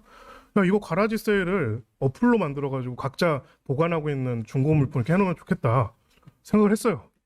당근마켓. 제가 근데 주장하진 않습니다. 왜 그렇죠? 자, 아이디어를 침해당했다. 아이디어를 보호해야 한다고 주장하면 어려운 일이 생깁니다. 아이디어라는 건 내가 이 아이디어를 가지고 있는지 어디까지가 아이디어의 법적인 경계선인지가 좀 애매해요. 과연 제가 이런 아이디어를 어디서 발표했는데 이걸 가지고 아 그렇구나 하고 누군가 그런 사업을 만들었다고 했을 때 그 사람은 제 아이디어를 탈취한 걸까요? 그래서 우리의 입법자는 그런 고민을 합니다. 부정경쟁 방지 및 영업비밀 보호에 관한 법률에서 그럼 이 선을 어떻게 정할까? 만약에 어떤 사람의 아이디어를 그 아이디어만으로 굉장히 넓게 보호해주고 여기에 대한 침범을 다 막게 된다면 결론적으로 무슨 일이 발생할까요? 경쟁을 막고 독점이 생기는 겁니다. 맞습니다. 독점이에요. 그리고 사실 우리나라 그런 발전 못했겠죠. 그렇죠? 두 번째, 경쟁을 원활하게 할 수 있고 독점을 안 하면서도 근데 이러한 핵심적인 영업비밀을 부정한 방법으로 취득하고 침해하는 거는 막아야만 그래야지 사람들이 더 영업비밀을 개발해서 성장시킬 동기가 생길 겁니다. 부정경쟁 방지 및 영업비밀 보호법은 아이디어를 무조건적으로 보호하는 법률이 아닙니다. 두 번째, 아이디어 중에서 어디까지를 어떻게 어떤 방식으로 보호할지의 기준을 정하는 법이에요. 이것을 염두에 둘 필요가 있습니다. 그렇기 때문에 우리는 뭘 이해할까요? 우리가 보호받고자 하는 아이디어가 무엇인지 그 내용들의 바탕으로 해서 바로 그 지점들을 이 경계선 안으로 들어놓음으로써 마치 문 밖에 놓았던 자전거를 집 안으로 들여놔서 보호하듯이 보호할 수 있는 필터들을 만들어야 할 겁니다. 아, 그때 창업할 거 그랬어요. 어쨌든 아까 말씀드린 것처럼 영업비밀과 관련된 핵심적인 것, 이 아이디어 영업비밀에 대한 얘기를 이렇게 했는데요. 부정경쟁행위랑 좀 다른 얘기도 있습니다. 부정경쟁행위라는 거는 지금 부방법의 같은 법인데요. 이렇게 나와 있는데요. 사업 제안이나 입찰 공모 과정에서 경제적 가치를 가진 타인의 기술적, 영업적 아이디어가 포함된 정보를 제공 목적에 위반해서 하는 것을 부정경쟁행위라 해서 또 별도로 제재하는 수단들이 있습니다. 영업비밀과 아이디어는 기본적으로 조금 다른 개념으로 접근하고 있고요. 영업비밀이 좀 더 좁은 개념으로서 보호되는 것이 있습니다. 하지만 기본적으로는 영업비밀이나 아이디어 모두 별도의 등록 절차라든지 허가 절차, 무엇보다 제일 중요한 거, 공시가 없어요. 이게 이 사람의 아이디어라는 것들을 특정하기가 좀 어렵습니다. 그렇기 때문에 이거를 과하게 보호하지 않는 게 지금 사법적인 태도입니다. 두 번째요.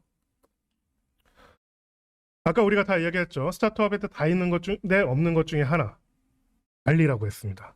영업비밀이란 거는 이거 자체가 기술적인 가치가 너무 높고 진짜 대단한 건데 그것뿐만 아니라 내가 영업비밀로서 관리해 왔어야 돼요. 왜 그럴까요? 모든 법에서는 바로 그 경계선과 공시라는 게 되게 중요합니다. 우리 법인 등기부 등본, 소유권 이전 등기 등본 이런 거 있죠. 부동산 등기. 왜 그렇죠?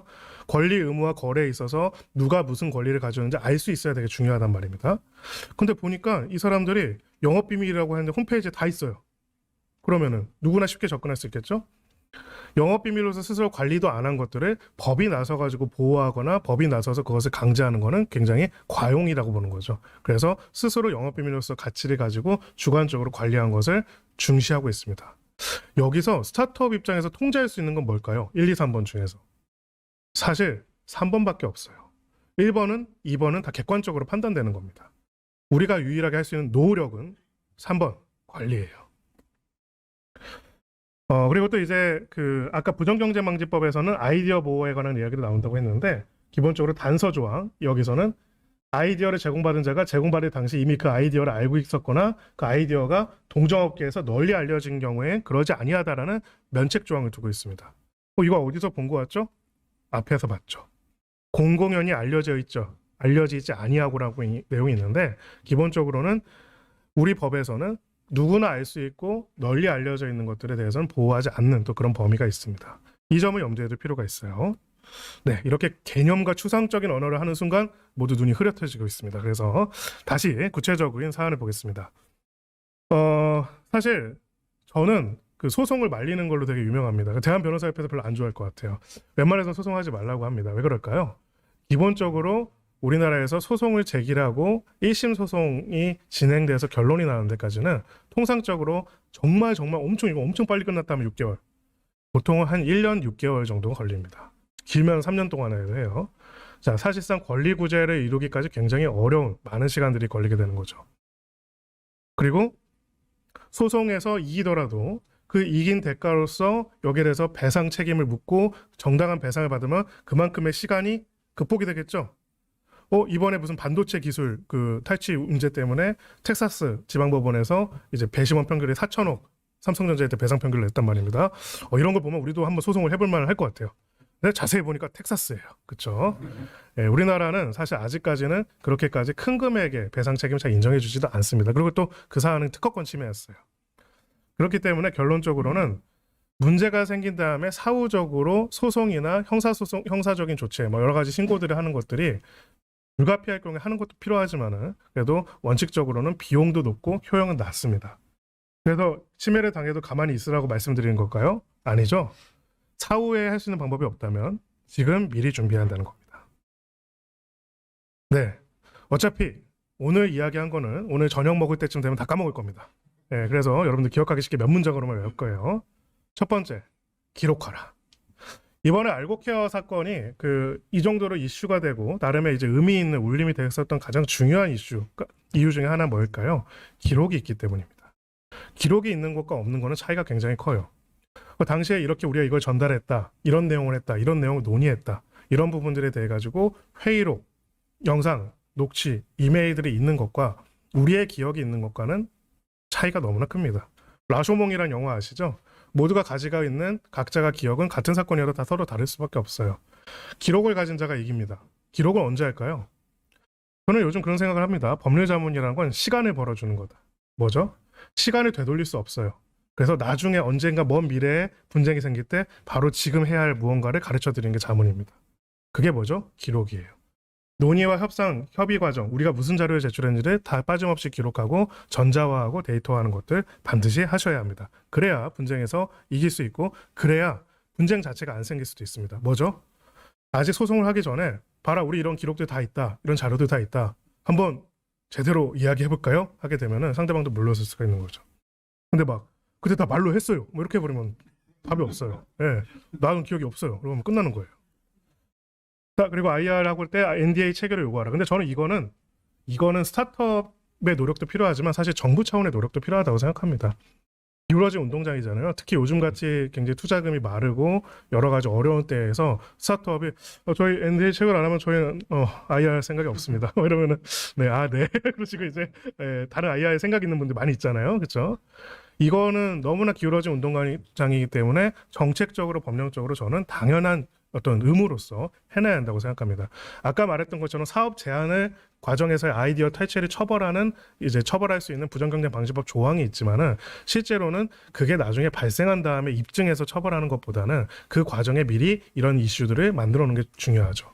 어떤 분들은 그렇습니다. NDA 그거 체결해도 어기면 그만 아니냐? 맞아요. 사실 맞기는 합니다. 하지만 그것이 하나의 심리적 장벽을 주는 거예요. 살인죄, 징역 5년 이상의 징역 뭐 이런 거 있잖아요. 그것도 살인하는 사람은 살인을 하죠. 근데 왜 그런 형벌을 줄까요? 소위 말해서 위하적 효력을 주는 겁니다. 이거를 위반했을 경우에 얼마나 많은 코스트를 부담해야 하는지를 함으로써 상대방이 그 행위를 안 하도록 만드는 것이죠. 그래서 그런 것들이 필요합니다. 네, 그리고 또다시 말하는 관리. MBTI ENFP인 사람으로서 제가 사실 이런 얘기를 하기 참 그렇습니다. 무슨 관리냐 네가, 뭐 이런 얘기를 누군가 얘기할 수도 있어요. 하지만 영업비밀을 보호하려면 관리를 해야 하고요. 본인이 안 하더라면 또 COO들 있잖아요. 관리하시는 분들, CFO 맨날 스트레스 받으시는 분들 있어요. 대표 영감 때문에 그런 분들한테 관리를 맡겨야 합니다. 제도적, 인적, 물리적 관리를 해야 합니다. 이 시스템을 구축해야 돼요. 일단은 자, 그러면 그 너희 회사 영업비밀이 뭐지? 그러면은 우리 리스트가 있는데 1호부터 2호까지 이렇게 되어 있어가 있어야 돼요. 영업비밀이 뭐니? 그러니까 그게 뭐 참 중요한 게 많은데 뭐 이런 얘기를 하면 끝나는 겁니다. 영업비밀을 구분하고요, 분류하고요, 영업비밀 관리 대장이 있어야 합니다. 어렵지 않아요. 엑셀 파일 하나라도 좋습니다. 제발 이제 그런 것들을 마킹을 하는 것들이 필요하고요. 두 번째로는 제가 말씀드렸죠. 영업비밀의 유출의 95%는 내부 인원이 유출합니다.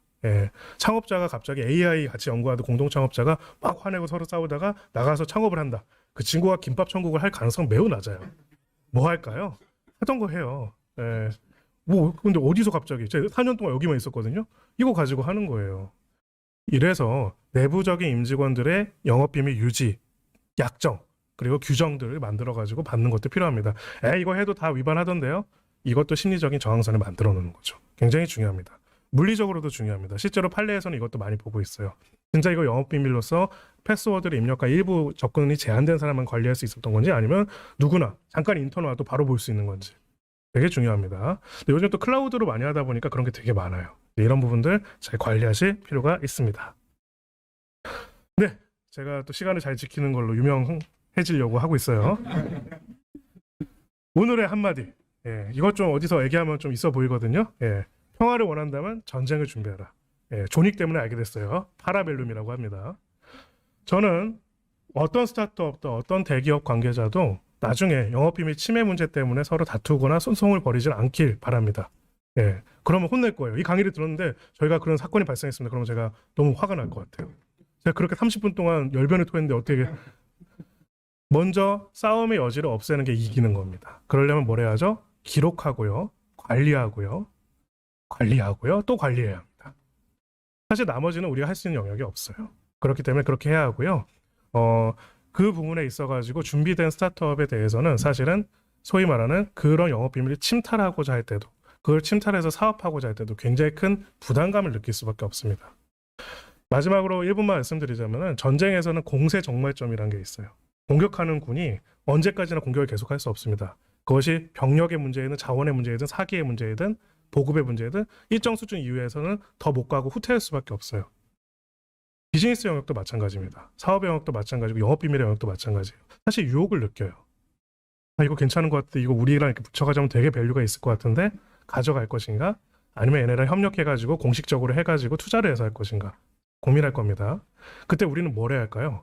공세 종말점을 확 빠르게 당길 수 있는 조치들이 취해야 합니다. 그게 뭐죠? 바로 기록하는 거, 관리하는 거, NDA를 체결하는 겁니다. 길게 말해봤자 어차피 우리는 다 까먹습니다. 그러니까 우리 이 세 가지만 말하고 마치도록 하겠습니다. 감사합니다.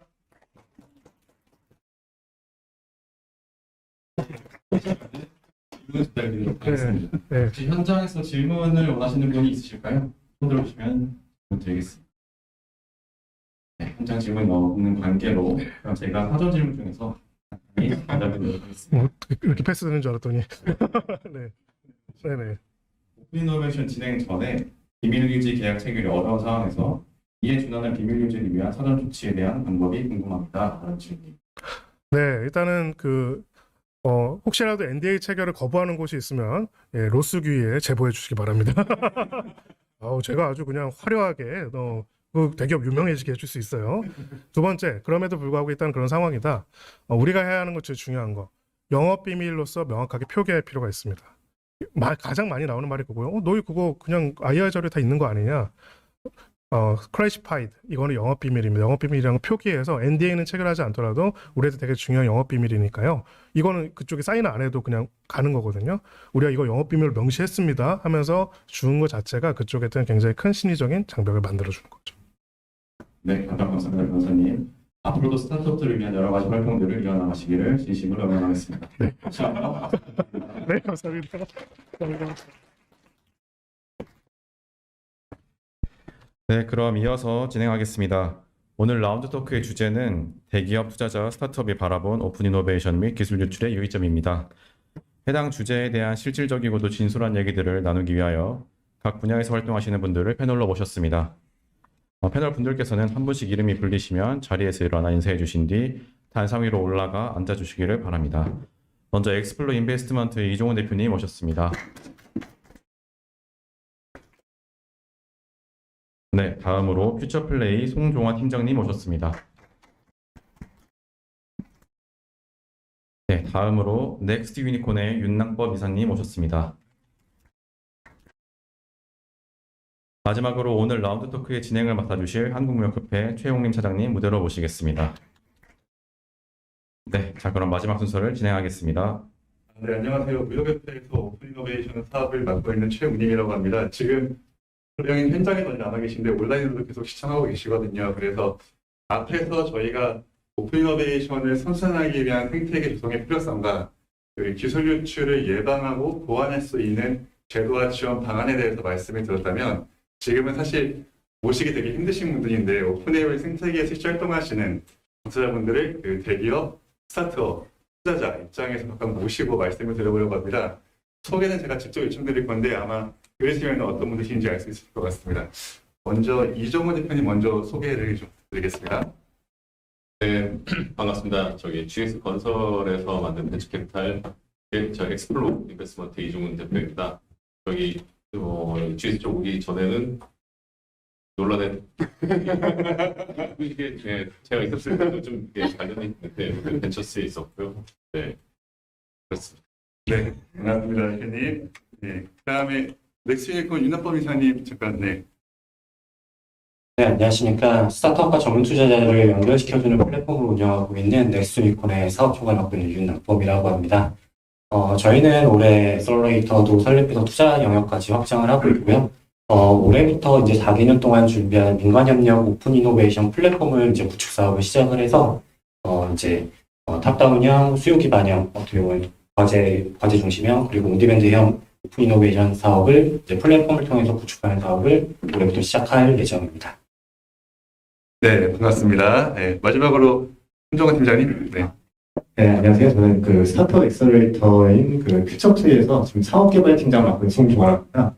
저는 이제 하는 거는 저희 퓨처트리가 그건 이제 디테크에 성공적으로 투자해왔는데 한 8년 전부터 이제 기업 파트너들과 이제 그 초기 스타트업들을 발굴해가지고 같이 오픈 이노베이션하고 전략적으로 협업할 수 있는 이런 프로그램들을 운영해왔고 지금 아마 국내에서는 가장 많은 사례를 보유하고 있을 것 같습니다. 그래서 그런 이제 관점에서 한번 의견을 나누려고 네, 감사합니다.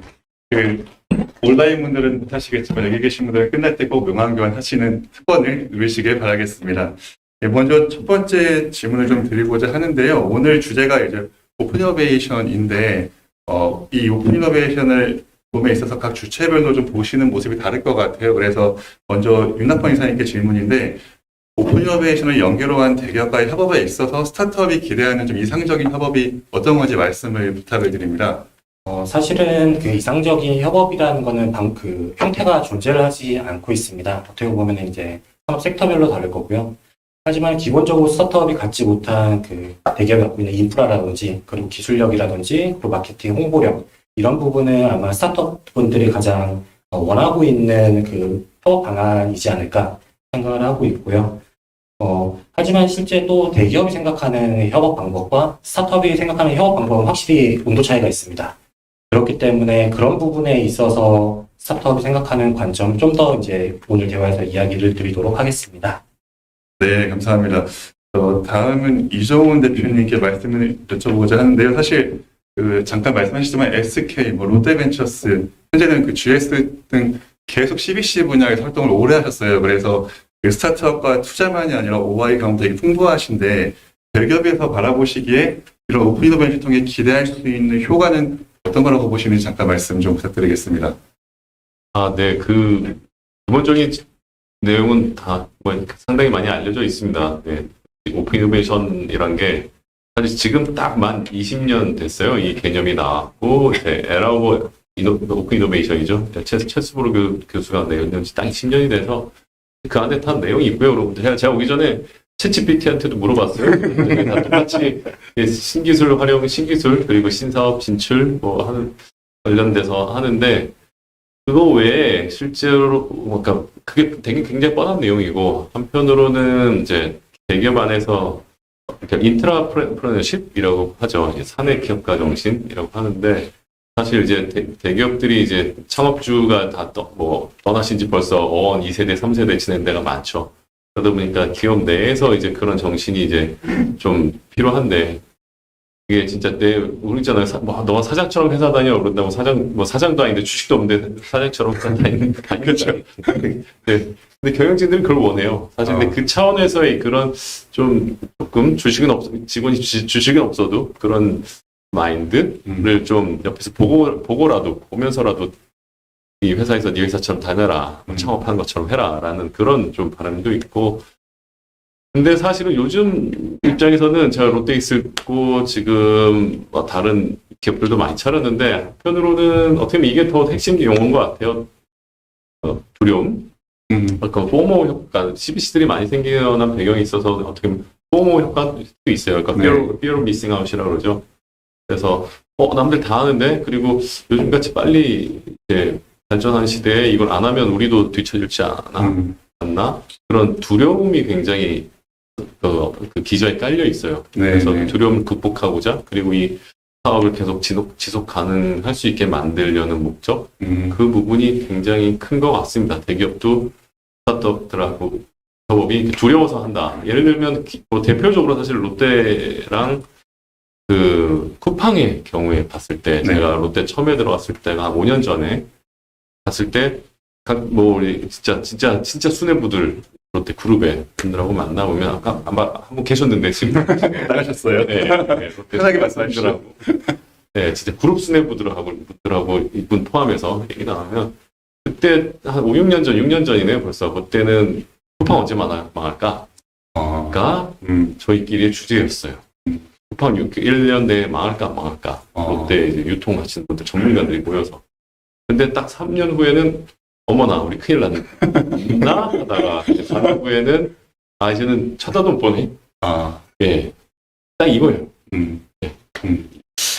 사실 이 질문은 되게 제가 모범 답안을 기대하고 질문을 드렸는데 솔직한 말씀 해주셔가지고 감사드립니다. 네, 두려움이 있다는 부분 되게 솔직했었는데 홍정화 팀장님께도 좀 말씀을 드리면 사실 엑셀러레이터기도 하시면서 투자자시기 때문에 포트폴리오들이 많이 있으실 것 같아요. 그런데 스타트업의 스케일업을 바라는 게 우리 투자자들의 마음일 것 같은데 그런 점에서 오픈 이노베이션에 대한 뭐 기대감 내지는 우려감이 있다면 좀 어떠실지 투자자 입장에서 말씀을 좀 부탁드립니다. 기대감을 먼저 좀 말씀드리면 사실 저희는 특히 이제 딥테크 그 중심에 이제 투자를 하다 보니까 그 대부분의 창업자분들이 대부분 이제 공대생, 엔지니어, 공돌이들이에요. 근데 이런 분들의 이제 문제는 그 계산적이지 못하고 전략적이지 못한 부분들이 좀 보여요. 그렇죠. 네, 이게 편견일 수도 있지만 사실 통계 같은 걸 많이 나오더라고요. 그래서 이런 분들이 사실상 이렇게 기술은 좋은데 사실 이거를 실제로 시장에 내놓고 이거를 어떻게 빠르게 성장시킬 거냐 했을 때는 답을 이제 완벽하게 갖고 계시는 않으세요. 그러면 이제 어떻게 보면 이제 대기업이나 이런 중견기업들이 사실 이미 갖고 있는 인프라가 있고 그 인프라에 태워서 빠르게 성장할 수 있는 그 기대감이 좀 있는데요. 저희가 이제 스타트업을 정의하면 J커브를 그리며 폭발적으로 성장하는 기업을 스타트업이라고 하잖아요. 네. 그래서 저희가 중소기업과 그런 스타트업의 차이가 뭐냐? 그래서 저희는 그런 빨리 성장할 수 있는 외부 인프라는 다 활용할 수 있는데 그거에 가장 좋은 인프라가 같은 거는 오픈 이노베이션이다라는 기대감이 있는 거고요. 네네. 가장 큰 우려사항은 아까 이종훈 대표님 너무 잘 말씀해 주셨는데 이런 포모 때문에 오픈 이노베이션을 하시는 분들이 많으세요. 그래서 가장 큰 리스크가 기업의 문화적으로 오픈 이노베이션 할 준비가 안 되어 있는 기업들이 많아요. 그러면은 이거는 탑 레벨에서의 이 오픈 이노베이션 관심이 큰 것도 중요하고 그렇게 컸을 때 그 실무를 하는 사람들도 동조를 해서 내가 이 오픈 이노베이션에서 어떤 걸 이루겠다. 3년 뒤에 어떤 미래가 그려졌으면 좋겠다 하는 비전이 있어야 되는데 사실상 그런 비전 없이 위에서 시키니까 한다 하는 분들이 아마 더 많으실 거예요. 근데 이제 그러다 보니까 KPI 상에서 내가 이 스타트업과 협업을 성공적으로 하는 게 어떤 게 성공적이냐라는 정의가 다들 없으세요. 네. 그러면 저희 입장에서는 이 스타트업들이 결국에는 금전적으로, 재무적으로 성공하는 게 어떻게 보면 제일 큰 건데, 전략적으로 봤을 때는 과연 그게 성공일까라는 이제 의문점이 있거든요. 이제 그거에서부터 이제 어떻게 보면 이제 괴리가 생기기 시작한 거죠. 근데 그래서 어떻게 보면 기업들에서도 이런 그 재무적 관점의 성공 지표를 같이 KPI로도 가져가는 게 스타트업에 대하는 태도에서 좀 달라지지 않을까. 그런 부분들은 좀 이제 우려가 되는 상황들이 있어서 저희는 이제 기업이랑 이렇게 파트너십 할 때 그런 부분 전부 좀 계속 인터뷰를 통해서 미팅을 계속 진행하면서 여기가 우리가 같이 했을 때 우리가 찾는 스타트업들과의 협업할 수 있는 그 조건이 잘 나오겠다 이런 것도 사실 그런 고려를 많이 합니다. 네. 네. 같은 방향인데 조금씩 결이 다르신 말씀들을 해주신 것 같습니다. 그럴 수밖에 없을 것 같고요. 두 번째로 조금 넘어가서 이번에는 이종훈 대표님께 먼저 질문드리고자 했었는데 사실 CES 이후부터 지금까지 계속 나오고 있는 그 소위 이제 오픈 이노베이션 기술 유출 논란이 또 남의 일같이 느껴지진 않으실 것 같으십니다. 그런데 그동안 여러 위치에서 입장에서 오픈 이노베이션을 해오셨는데 이런 리스크는 항상 있었을 것 같습니다. 그래서 현업에서는 보통 좀 이런 부분을 어떻게 현명하게 접근하셨었는지 또는 오픈 이노베이션을 함에 있어서 어떤 접근이 대기업 입장에서 좀 바람직하다고 보시는지에 대한 말씀을 좀 부탁드려도 될까요? 네. 사전에 그 질문 주셨을 때 이거에 대한 대답이 제일 어렵다 그래야 되나? 아니면 또 정해져 있지 좀 않아서요. 네네. 그러니까 또 말씀 주셨는데 다 상황 따라서 뭐 업종 따라서 좀 많이 다르긴 한데 저희도 굉장히 조심스럽죠. 한편으로는 대기업 입장에서도 그래요. 그러니까 오히려 저런 데는 기술이라고 보기 좀 어려운 데 있잖아요. 사실은 이게 사업 네. 모델이라고 할 수도 있고 네. 오히려 만나면 우리가 오히려 비즈니스 못하게 되는 거 아니야? 라는 역으로 이제 역으로 우리가 역으로 약자가 되는 거 아니야? 만남으로써 오히려 더 못하게 되는 앞으로. 예. 오히려 만남 그런 좀 여도 있고요. 근데 그런 생각을 하는 분이 좀 많으면 다행이고 대기업 내에서도 아무 그런 거리낌 없이 또 하시는 분들도 있고 그래서 사실은 그 방식은 다 개개인 각자 영역인데 중요한 거는 그런 일이 발생하고 나서 뭔가 서로 간에 문제가 발생하고 났을 때 대응하는 대기업의 시스템이나 마인드 네. 그거를 잘 갖추는 게 좀 중요한 것 같아요. 그러니까 그 대기업 스타트업이랑 각자 미팅하고 뭔가 이뤄내고 만들어내는 거는 각자 영역인 것 같아요. 각자 네. 그 담당자 스타일, 네. 목적 그리고 출세를 위한 거냐, 순수한 오지랖이냐, 자기의 이제 1년 연장을 임원 연장을 위한 거냐, 일에 대한 열정이냐, 아니면 순수한 오지랖이 아니면 친구 회사냐, 네, 지금 와이프가 다니는 회사냐, 뭐 이거 다 목적이 달라서 그 방식 따라 다른데 그 이후에 그 기업에서의 분쟁에 대해서 대응하는 그건 참 잘 만들면 좋을 것 같고 그리고 오픈 이노베이션도 많이 이제 준비 없이 하시는 데들은 건수에 집착을 합니다. 어떤 오픈 이노베이션 몇 건이 일어났냐 이런데 저는 올해 제 KPI 중에 하나가 시스템을 만드느냐. 자연스럽게 우리가 만나고 그 검토하는 기업과 모기업과의 자연스럽게 연결을 하는 어떤 구조를 잘 만들었느냐. 사실 그게 저는 제 KPI로 좀 만들었어요. 그래서 오픈 이노베이션을 일단 시작할 때 어떤 대기업에서 시스템을 구축해야지. 그 시스템을 하는 담당자가 사라지면 아무것도 안 되거든요. 그러니까 건수를 위한 처음에 이노베이션은 좀 너무 단기적이고 한계가 있다.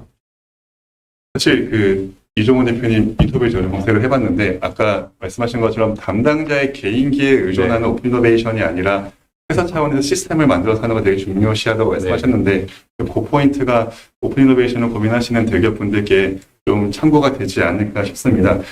홍종화 팀장님께도 좀 질문을 드리고자 하는데요.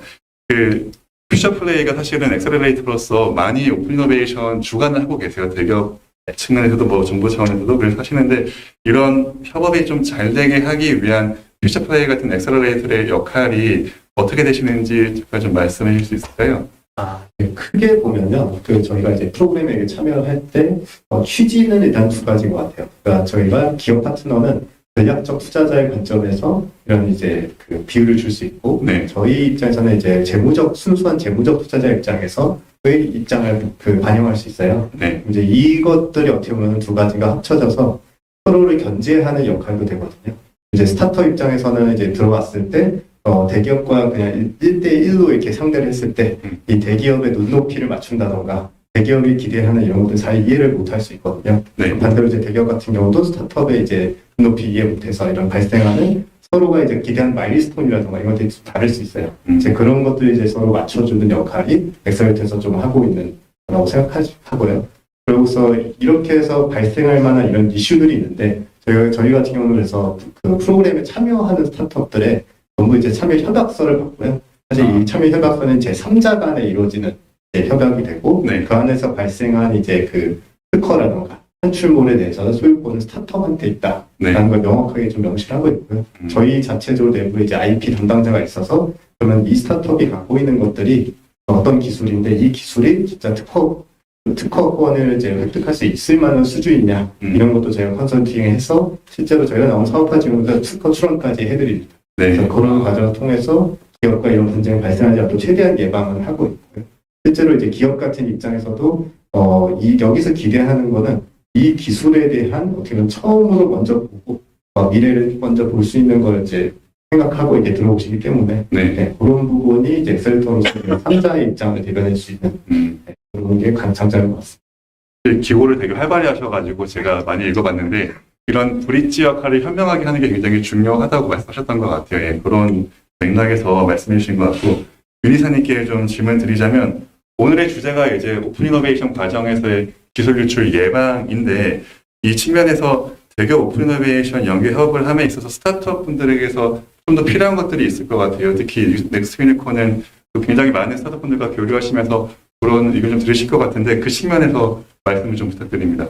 실제 스타트업 분들이 오픈 이노베이션에 대한 관심도는 높아지고 있는 상황이에요. 실제 작년만 하더라도 오픈 이노베이션 프로그램들이 민관 협력으로 하는 프로그램들 30개가 넘어섰고요. 그리고 현재 지금 아시다시피 투자의 암흑기 불황이라고 한다라고 하면은 어떻게 보면 지금 관중심에서 민간으로 이제 많이 넘어오고 있는 추세예요. 그러다 보니까 CVC 같은 이제 민간 투자 기관들도 이제 계속해서 증가를 하고 있고요. 그렇기 때문에 스타트업 분들이 이제 대비를 해야 된다. 오픈 이노베이션 준비를 하기 위해서 필요한 거는 당연히 이제 앞에서 말씀드렸다시피 이제 법률적인 부분 준비는 당연한 거고요. 그리고 실제적으로 이제 어떤 이제 수요처와 이제 사업을 진행을 할 때 객관적으로 제가 이제 이 본인의 사업체가 준비가 되어 있는지 정말 대비가 되어 있는지 그리고 그 해당 사업 수요처가 원하는 그 기술에 대해서 저희가 대응할 수 있는 내부 리소스가 있는지에 대한 다양한 부분에 대한 고려가 선제적으로 좀 필요하다고 생각이 들고요. 네.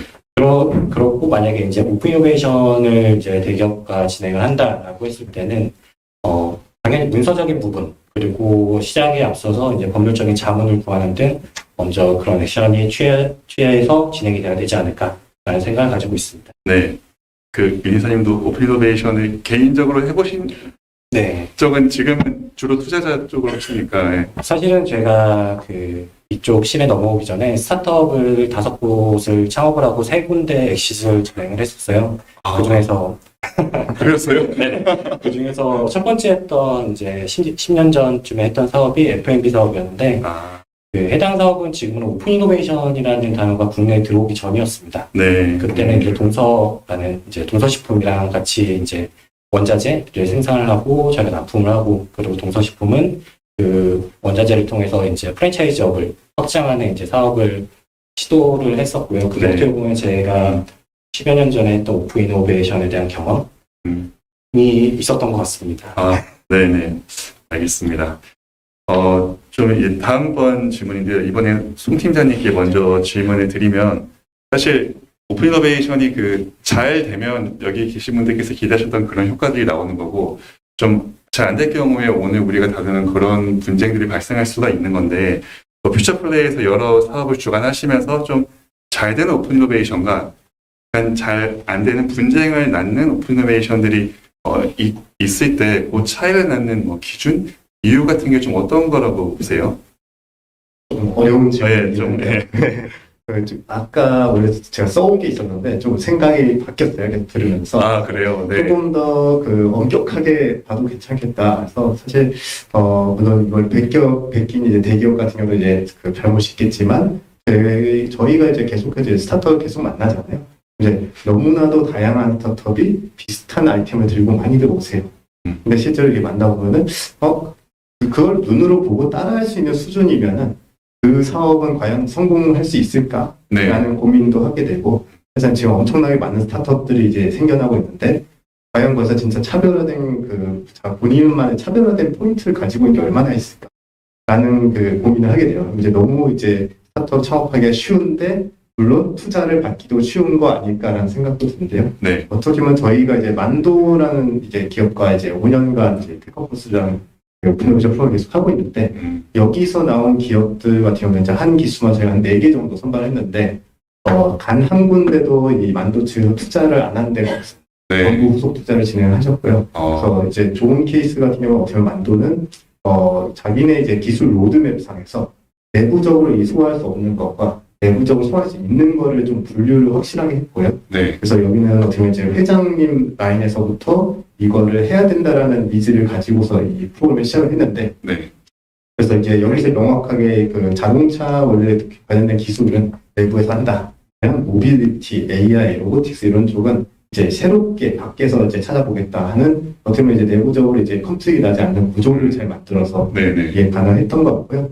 그리고 또 최근에 저희는 이제 삼성 웰스토리랑도 지금 하고 있는데 거기 같은 경우는 아까 이제 준비가 되어 있는 어떻게 보면 회사 내에서 이런 오픈이노베이션 할 수 있는 준비가 되어 있는 사례인 것 같고요. 네. 그래서 현업 부서에서 이미 오픈이노베이션 담당자들이 아님에도 불구하고 이런 기업들에서 스타트업에서 가져오는 것들을 어떻게 하면 자기네 지분 내부에다가 이걸 적용할 수 있을지 준비가 이미 되어 있더라고요. 네. 그래서 그런 부분은 어떻게 보면 이제 스타트업이 갖고 온 제품을 현재 라인을 바로 태워서 상품화해가지고 바로 할 수 있는 수준까지 이제 준비를 하셨더라고요. 네. 그런 케이스들이 어떻게 보면 이제 좋은 케이스지 않을까. 그래서 앞으로도 이제 이런 것들은 어떻게 보면 사전에 오픈이노베이션 담당하는 분들과의 이런 조율과 그러면 오픈이노베이션 이제 그 프로그램 운영해야 되시는 분들의 같이 이제 저희도 교육을 지금 진행하고 있고요. 네. 그래서 그런 걸 통해서 같이 이제 눈높이를 맞춰가는 과정이 제일 중요할 것 같습니다. 네. 높이를 맞춰가는 과정이 중요하죠. 질문에 답을 다 드린 건지 모르겠네요. 네, 어려운 질문이었는데 답변을 잘하신 것 같습니다. 사실은 그렇게 될 것 같고요. 이종훈 대표님 좀 말씀 여쭈면은 사실 이 대표님 저는 오늘 두 번째로 뵙고 이제 말씀하시는 내용은 인터뷰 외에 육성으로 처음 들었는데 그 오픈이노베이션을 고민하시는 게 좀 전 느껴졌고 개인적으로 그래서 아마 대표님 말씀을 들으신 분들은 적어도 엑스플로러 인베스트먼트가 주관하는 오픈이노베이션은 참여를 많이 하실 것 같은데 여전히 괜히 대기업 오픈이노베이션 진행했다가 기술 유출 같은 이슈도 있을 수 있고 좀 고민이 된다라고 하는 분들이 있다면 최근에 많은 프로그램 런칭하시던데 그런 스타트업 분들께 좀 해주실 수 있는 말씀 있으실까요? 네. 그 부분은 매일 항상 얘기를 드리는 부분이긴 합니다. 어떤 기업에 투자하냐라고 하는 거랑 뭐 대답이 비슷할 것 같은데 네네. 아무리 다 기술 다 저희한테 특허 다 줘도 저희가 못할 비즈니스 어떻게 보면은 네. 저희가 그러니까 사람 있고 돈 있다고 할 수 있는 비즈니스가 아니라 저희가 대기업이 할 수 없는 비즈니스를 하는 기업들 네. 어떻게 보면은 사실 구조적으로 못하는 것도 많아요. 어떻게 보면은 예를 들어 보면 토스 같은 경우는 대형 금융사들이 먼저 할 수 없었던 비즈니스죠. 네. 토스. 그게 좀 약간 기존 거를 건드리는 질서를 건드리는 그런 것 때문에 그런 건가요? 네. 그리고 뭐 카카오톡도 사실은 좀 그랬어요. 그 당시에 대기업들이 자기들이 그 SMS 수익을 깎아먹으면서 런치할 수 없었던 비즈니스입니다. 굳이 제작 깎아먹게 할 필요가 없는데, 네. 그리고 제가 계속 찾아다니다가 어떻게 투자하게 됐지만, 이제 한우 관련된 비즈니스 스타트업인데, 먹는 거기는 등급제를 이제 소고기 여러분들 툭불 뭐 좋아한다 뭐 하시는데, 툭불 사주면 툭불부터는 뭐 한우부터는 뇌물이다, 뭐 툭불은 이제 마음이 아니고 라는 얘기를 하시는데, 사실 툭불이 이게 애매하긴 한데 이제 기름이 사실은 기름에 돈을 많이 내는 걸 수도 있잖아요. 사실 그게 또 제조 방식이나 그렇죠. 네. 이제 이게 여러 가지 산업적으로 그거를 깨자라고 할 수 있는 대기업은 못해요. 이거는 한우 농가에서도 난리 나고 농협에서 난리 나고 카길에서 난리 나고 대기업이나 농협에서 먼저 바꿀 수 없는 구조적으로. 근데 스타트업은 이런 데를 들어야죠, 사실. 어떻게 보면 그렇게 되면 아무리 해도 자기가 사실 문서 다 까도 대기업이 할 수 없는 비즈니스들이 있어요, 사실은. 그래서 절대적인 기술력과 암묵지적 지식을 갖고 있는 기업들이나 손재주 기가 막히게 좋거나 기가 막힌 수학적 능력이 있으면은 스타트업도 하시면 되고 예를 들어서 아니면 대기업이 구조적으로 할 수 없는 비즈니스. 그러니까 한마디로 하면은 대기업이나 공기업이나 하여튼 돈 있고 사람 있는 데서 있다고 할 수 없는 비즈니스를 하시는 게 그러고 나면 사실은 뭐 기술 유출 이탈 뭐 이런 문제가 없죠. 애초에 없죠. 네. 전 사실 그 대표님 말씀하신 어떤 비즈니스를 하라고 건거했냐고 하면 대기업이 못하는 걸 하라고 말씀하시겠다고 한 그거만 보고 그 밑에 대기업이 못하는 게 뭐가 있어라는 생각이 들었었는데 말씀 들어보니까 그런 영향이 있겠네요. 확실히. 상당히 아니면 법적으로도 우리나라 대기업이 뛰어들지 못하는 비즈니스들이 좀 있어요. 법적으로 좀 방어해 놓은 데도 있고. 내지는 정말 열심히 사회적으로 보면은 여기 이거는 대기업이 어떻게 보면 하면은 반칙이지라는 내지는 안에 구조상 못하지라는 것들이 의외로 찾아보면 있습니다. 내지는 그보다 더 앞서서 뭐 정말 절대적인 기술력을 갖고 있고 이 바닥에 나밖에 이게 제일 잘하는데 라는 사실 그런 딥테크 해보시면 많이 보시잖아요. 그렇죠. 이거는 대기업에서 절대 못하는 비즈니스를 많이 투자하시잖아요. 특히. 그럼 그 스타트업들도 모든 스타트업이 그렇게 출발할 수는 없습니다. 하지만 그런 영역에서 를 최대한 열심히 찾아보심이 저는 좀 일단 좀 추천드리고요. 사실은 그 생각해보세요. 우리가 정말 돈 있고 사람만 더 있으면 할 수 있는 비즈니스인데 이거는 하는 순간 그럼 이거는 대기업이 하면 되네요. 사실은. 네. 그래서 내가 지금 돈도 없고 사람이 먼저서 힘들어. 우리 스타트업은 그러면 좀 다시 생각해 보셔야 될 수도 있어. 저는 좀 과감하게 말씀드리자면 그렇습니다. 왜냐하면 사람 있고 돈 있어서 할 수 있는 비즈니스는 저희 대기업이 하면 되니까. 네. 그래서 좀 더 아이템과 기술력에 대해서 좀 더 잘 가다듬고, 네. 그 허점을, 네. 얘네들은 이거 알아도 못해. 알아도 분명히 있거든요. 네. 알아도 못해.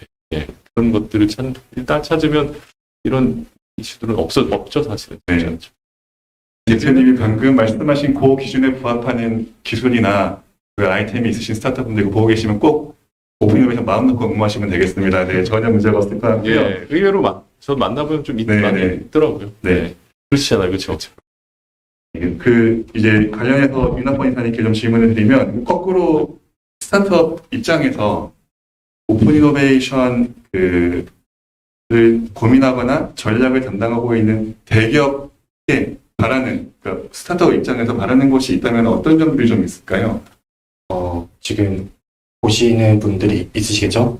그러면 보고 있습니다. 실시간 시장 다 체크하고 있습니다. 사실 저희도 이제 대중견 기업들 이제 신사업팀 아니면 전략팀 그리고 경영진들을 만나보는데 제일 많이 느끼는 거는 이 헤더급들 이제 전략을 짜고 신사업을 하는 팀과 그리고 사업 조직과의 그 컨플릭이라는 경우가 진짜 많습니다. 그리고 가장 큰 문제가 가장 그 문제이고요. 결국에는 그런 문제를 줄이기 위해서는 대기업 내부에서 의사 결정이라든지 그리고 장기적인 사업에 대한 방향성이라든지 이런 부분이 확실하게 정리가 되고 이제 진행이 돼야 정말 결과가 나오는 오픈 이노베이션이 되지 않을까라는 생각이.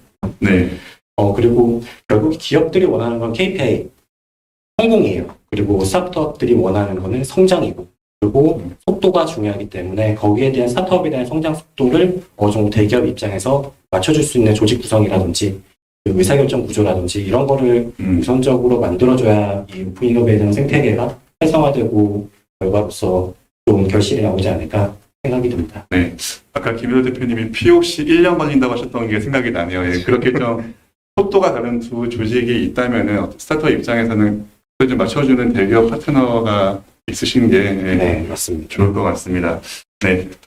제가 질문 준비한 게 더 많은데 시간이 얼마 없어서 마지막으로 세 분께 그냥 이제 오픈 이노베이션 선순환 생태계가 구축이 되려면 여기 계신 대기업, 스타트업, 투자자분들 각자의 노력도 중요하지만 정부 차원에서의 외부 지원도 필요할 수 있고 아니면 그 밖에 우리가 오늘 다루지 못한 요소들이 좀 있을 거라고 보이는데요. 오늘의 주제와 관련해서 제언이나 아니면은 좀 여기 계신 분들과 나누고 싶으신 말씀 자유롭게 부탁을 드리겠습니다. 요거는 서로 그냥 제 오른쪽으로 돌아가겠습니다.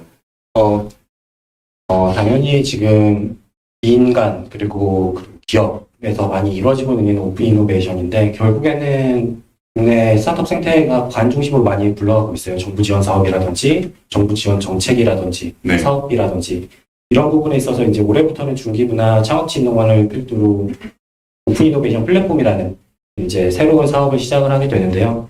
여기서 중점적으로 하고자 하는 거는 나도 말씀드렸다시피 서면적으로 남는 증거물 그리고 최소한의 NDA 계약 이런 거를 통해서 기업과 스타트업이 출발선을 만들자라는 취지가 가장 큽니다. 그렇기 때문에 이런 취지라든지 이런 게 결국에는 장기적인 프로젝트가 되어야 된다.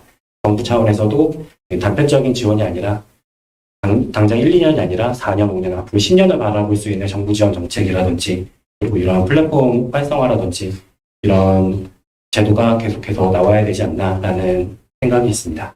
네, 알겠습니다. 네, 홍팀장님. 네. 이미 윤학보 이사님이 많은 걸 말씀해 주셨는데, 저는 이제 그 정부에서 지금 이제 민으로 많이 넘어오는 게 되게 긍정적인 효과인 것 같고요. 네. 저도 이제 보면 이제 제가 가장 이제 좀 되게 중요하게 생각하는 이제 문장이 하나가 있는데, 네. You get what you paid for이라는 영어 표현이 있어요. 그러면 You get what you paid for. 네, 내가 돈 낸 만큼 받는 거다.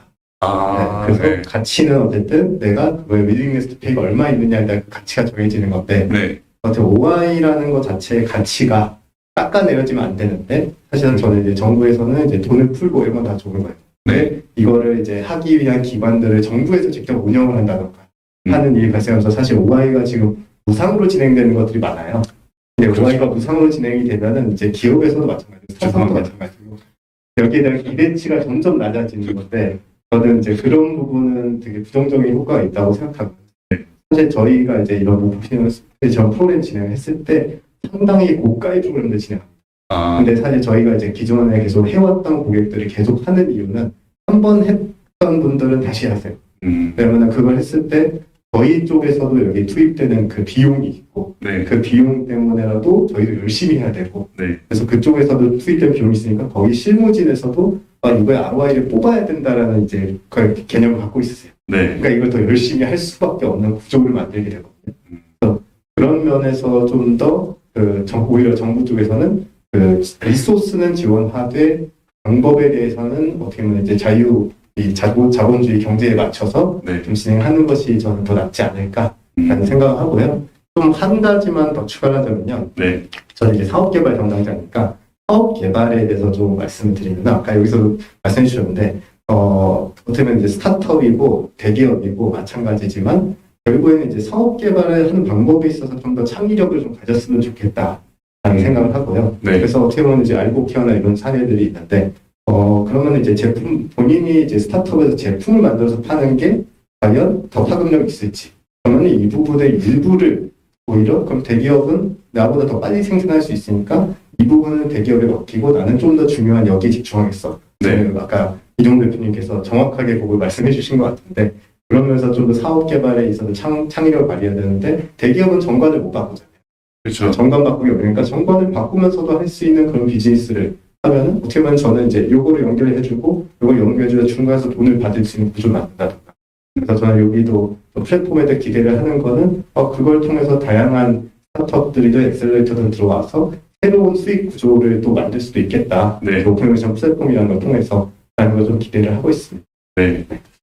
재원도 들어갔지만 마지막에 회사 홍보도 잠깐 하신 것 같습니다. 네. 애사심이 많으신 직원이신데 이게 원래 마지막 돌아가면서 마지막 걸 하시는 분이 조금 불리한데 대표님 죄송합니다. 마지막으로 자유롭게 좀 말씀을 부탁드립니다. 아, 네. 그 퓨처플레이 프로그램 진짜 비싸더라고요. 제가 오늘 작년 중반에 알아봤는데, 네. 예, 딱 그 견적 대충 보고, 바로. 많이 내려왔어요. 예, 예, 실수해서 못해서 제가 직접 저희 직원들이랑 몸으로 때우고 있습니다. 아, 네. 저희 모회사 사대매체 운영하는 거를 같이 하려다가 직접 하시는군요. 그거. 너무 비싸서 저희가 네. 좀 이게 많은 부분 저희가 몸으로 떼고 있습니다. 그래서 성과가 안 나나? 이게 마치 페이스볼까요? 네, 제가 들죠. 그 질문을 네, 주셔갖고 정부에 대한 지원은 특별히 글쎄요 이제 오픈 이노베이션은 민간끼리 얘기니까 네. 기업과 서로 중견기업하고 스타트업끼리 그리고 스타트업들끼리도 사실은 하는 게 또 오픈 이노베이션이에요. 꼭 대기업하고 그렇죠. 스타트업만이 아니라 민간끼리니까 정부가 크게 해라 하지 말라 한다고 또 될 것도 아니고 안 될 것도 아닌데 다만 이번 A사 같은 경우 제가 많이 이제 저한테 연락도 많이 오고 제가 중간에 조금 의외로 뒤에서 개입도 좀 했었는데 A사 말씀하시는 거죠? 네. 네, A사. 네. 근데 그런 사례에서도 이번에 중기부가 좀 나서긴 했지만 정부 입장에선 문제가 발생했을 때 빨리 개입해서 네. 빨리 매듭 짓는 거 그게 사실은 굉장히 중요한 게 특히 스타트업 같은 경우는 호흡이 빨라요. 네. 그래서 대기업은 1년, 2년 소송 whatever 할 수가 있는데 스타트업은 굉장히 그게 그 주기가 빠르기 때문에 네. 그거에 맞추어서 빨리 개입해서 빨리 결론 내고 하는 그런 그 정도의 개입 정부는 심판관 역할 네. 그냥 가서 코치는 좀 자제하고 코치는 근데 코치하려는 게 더 강해요. 그렇죠? 코치는 자제하되 네네. 빨리 했을 때 심판 역할을 빨리 VR 네. 있잖아요. VR VR 판독하고. 빨리 VR 네. 빨리 하고 그게 가장 기대하는 역할이고요. 그리고 스타트업이랑 대기업한테는 이번 또 일 중에 하나가 제가 관여가 어느 정도 돼서 그런데 가장 아쉬운 게 네. 이렇게 안 갈 수도 있었는데 뭐냐면은 스타트업도 그렇고 대기업도 그렇고 그 당시에 롯데 벤처스라는 이제 중간 그 그렇죠. 네. 그 조직이 있어요. 네, 네. 사실 이거는 제가 양쪽이 다 얘기를 했던 건데 최대한 중간 그 역할을 하는 허브 조직을 최대한 잘 이용해라 끝까지 가급적 이제 뭐 어떤 결론이 날 때까지. 네네. 왜냐하면 그런 중간 그 조직은 그 대기업 편도 아니고 이 생태계 편도 아니에요. 사실 그 평판은 이 생태계와 대기업 중간에서 양쪽의 평판을 갖고 있어야 되는 그게 목숨과 같은 조직이거든요. 네네. 때문에 그 조직을 최대한 활용해서 어떤 되든 안 되든 승부 날 때까지 좀 끌고 가는 게 굉장히 중요합니다. 근데 사실 이번 그거는 그 중간 역할이 좀 너무 빨리 빠졌어요. 그래서 담당 실무 부서와 그냥 스타트업 간의 대화가 깊은 대화가 너무 빨리 시작됐고 네. 좀 갑자기 끝나서 사실 그런 문제가 있어요. 그래서 갈등 중재를 개입할 여지가 없이 일이 좀 발생했고요. 네. 사실 더 심각한 사태가 예전에 일어날 뻔 했는데 저희 사실 벤처스가 먼저 개입이 돼서 아무 일 없이 굉장히 서로 아름답게 풀었던 경우들이 있거든요. 네네. 그래서 최대한 그런 이제 커뮤니케이션과 갈등을 중간에서 이제 컨트롤할 수 있는 조직을 최대한 활용하는 게 중요합니다. 그래서 대기업의 어떤 담당 부서가 직접 왔을 때 더 굉장히 조심히 해야 될 거고 사실 롯데벤처스나 저희 엑스플로나 중간 조직들이 있는데 많잖아요. 현대 같은 경우 제로원, 네네. 그리고 뭐 모비스랑 할 때는 이제 저희가 그렇죠. 피처플레이도 있으시고. 그런 조직을 굉장히 서로 양단 간에 활용을 잘 하시는 게 굉장히 중요합니다. 네. 어느 편도 네. 아니거든요. 그 정부 방침에 대한 것도 그렇지만 지금 이 뒷얘기는 사실 잘 모르는 부분일 수 있는데 중요한 지점 짚어주신 것 같습니다. 네. 네. 그리고 아까 또 얘기하셨지만 뭐 또 꿀팁은 아니고 서로 드리자면 네, 대기업은 다 굉장히 할 의지도 많습니다. 근데 대기업하고 이제 협업할 때 연말까지 이제 넘어가는 거는 상당히 조심하셔라. 연말까지 넘어가는 거 조심하셔라. 네. 그때 이 비즈니스가 어떻게 살아남을까는 뭘 보냐면 그 회사의 그동안의 대기업 그 대표이사가 얼마나 자주 바뀌었냐, 그리고 담당 임원이 몇 년 주기로 바뀌냐, 그래서 내 담당 임원이 언제 선임되니 이 사람이 언제 바뀔 것 같은 그거를 계산해서 네, 우리가 잘하는 것보다 그거 계산을 먼저 하시는 게 내 비즈니스가 내년에도 살아남을지 안 남을지에 대한 그게 훨씬 더 굉장히 일단 이것부터 계산하시고 네, 연말에 10월 넘어서까지 진행되는 프로젝트는 그렇게 마음을 그걸로 갖고 계셔라. 네. 꿀팁 인정하겠습니다. 굉장히 꿀팁이었던 것 같습니다. 네. 저 많은 시간이 흘러서 사실 질문이 더 있으시겠지만 여기서 좀 마무리를 해야 될 것 같은데 다시 한번 그 현업에 다 바쁘실 텐데 귀한 시간 내주셔가지고 그 각 주체별로 다른 입장들을 미묘하고 풍부하게 전달해 주셔서 오늘의 이 이슈가 더 잘 풍성하게 논의가 된 것 같습니다. 다시 한번 주신 분들 감사드립니다. 고맙습니다.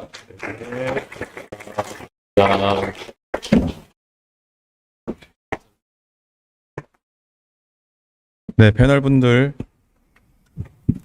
패널분들 모두 업계 전문가의 시각에서 귀한 말씀 나눠주셔서 감사드립니다.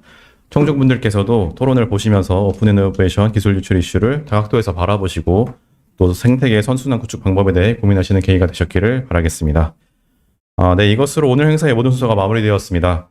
짧지 않은 시간 동안 자리를 지켜주신 현장 참석자분들과 온라인 시청자분들 그리고 무대를 빛내주신 발표자분들께 모두 감사의 말씀을 드립니다. 네, 오늘 진행된 세미나는 저희 스타트업 브랜치 유튜브 채널에 업로드되어 시청이 가능하다는 점 말씀드리면서 오늘의 세미나가 부디 귀한 시간 내어주신 모든 분들께 의미가 있었기를 바랍니다. 앞으로도 저희 무역협회는 스타트업 분들의 앞날을 응원하면서 또 스타트업들을 위한 지원 사업들을 꾸준히 해나갈 예정이니 다른 지원 사업들에도 많은 참여 부탁드리겠습니다. 지금까지 사회를 맡았던 한국무역협회 고영재였습니다. 감사합니다.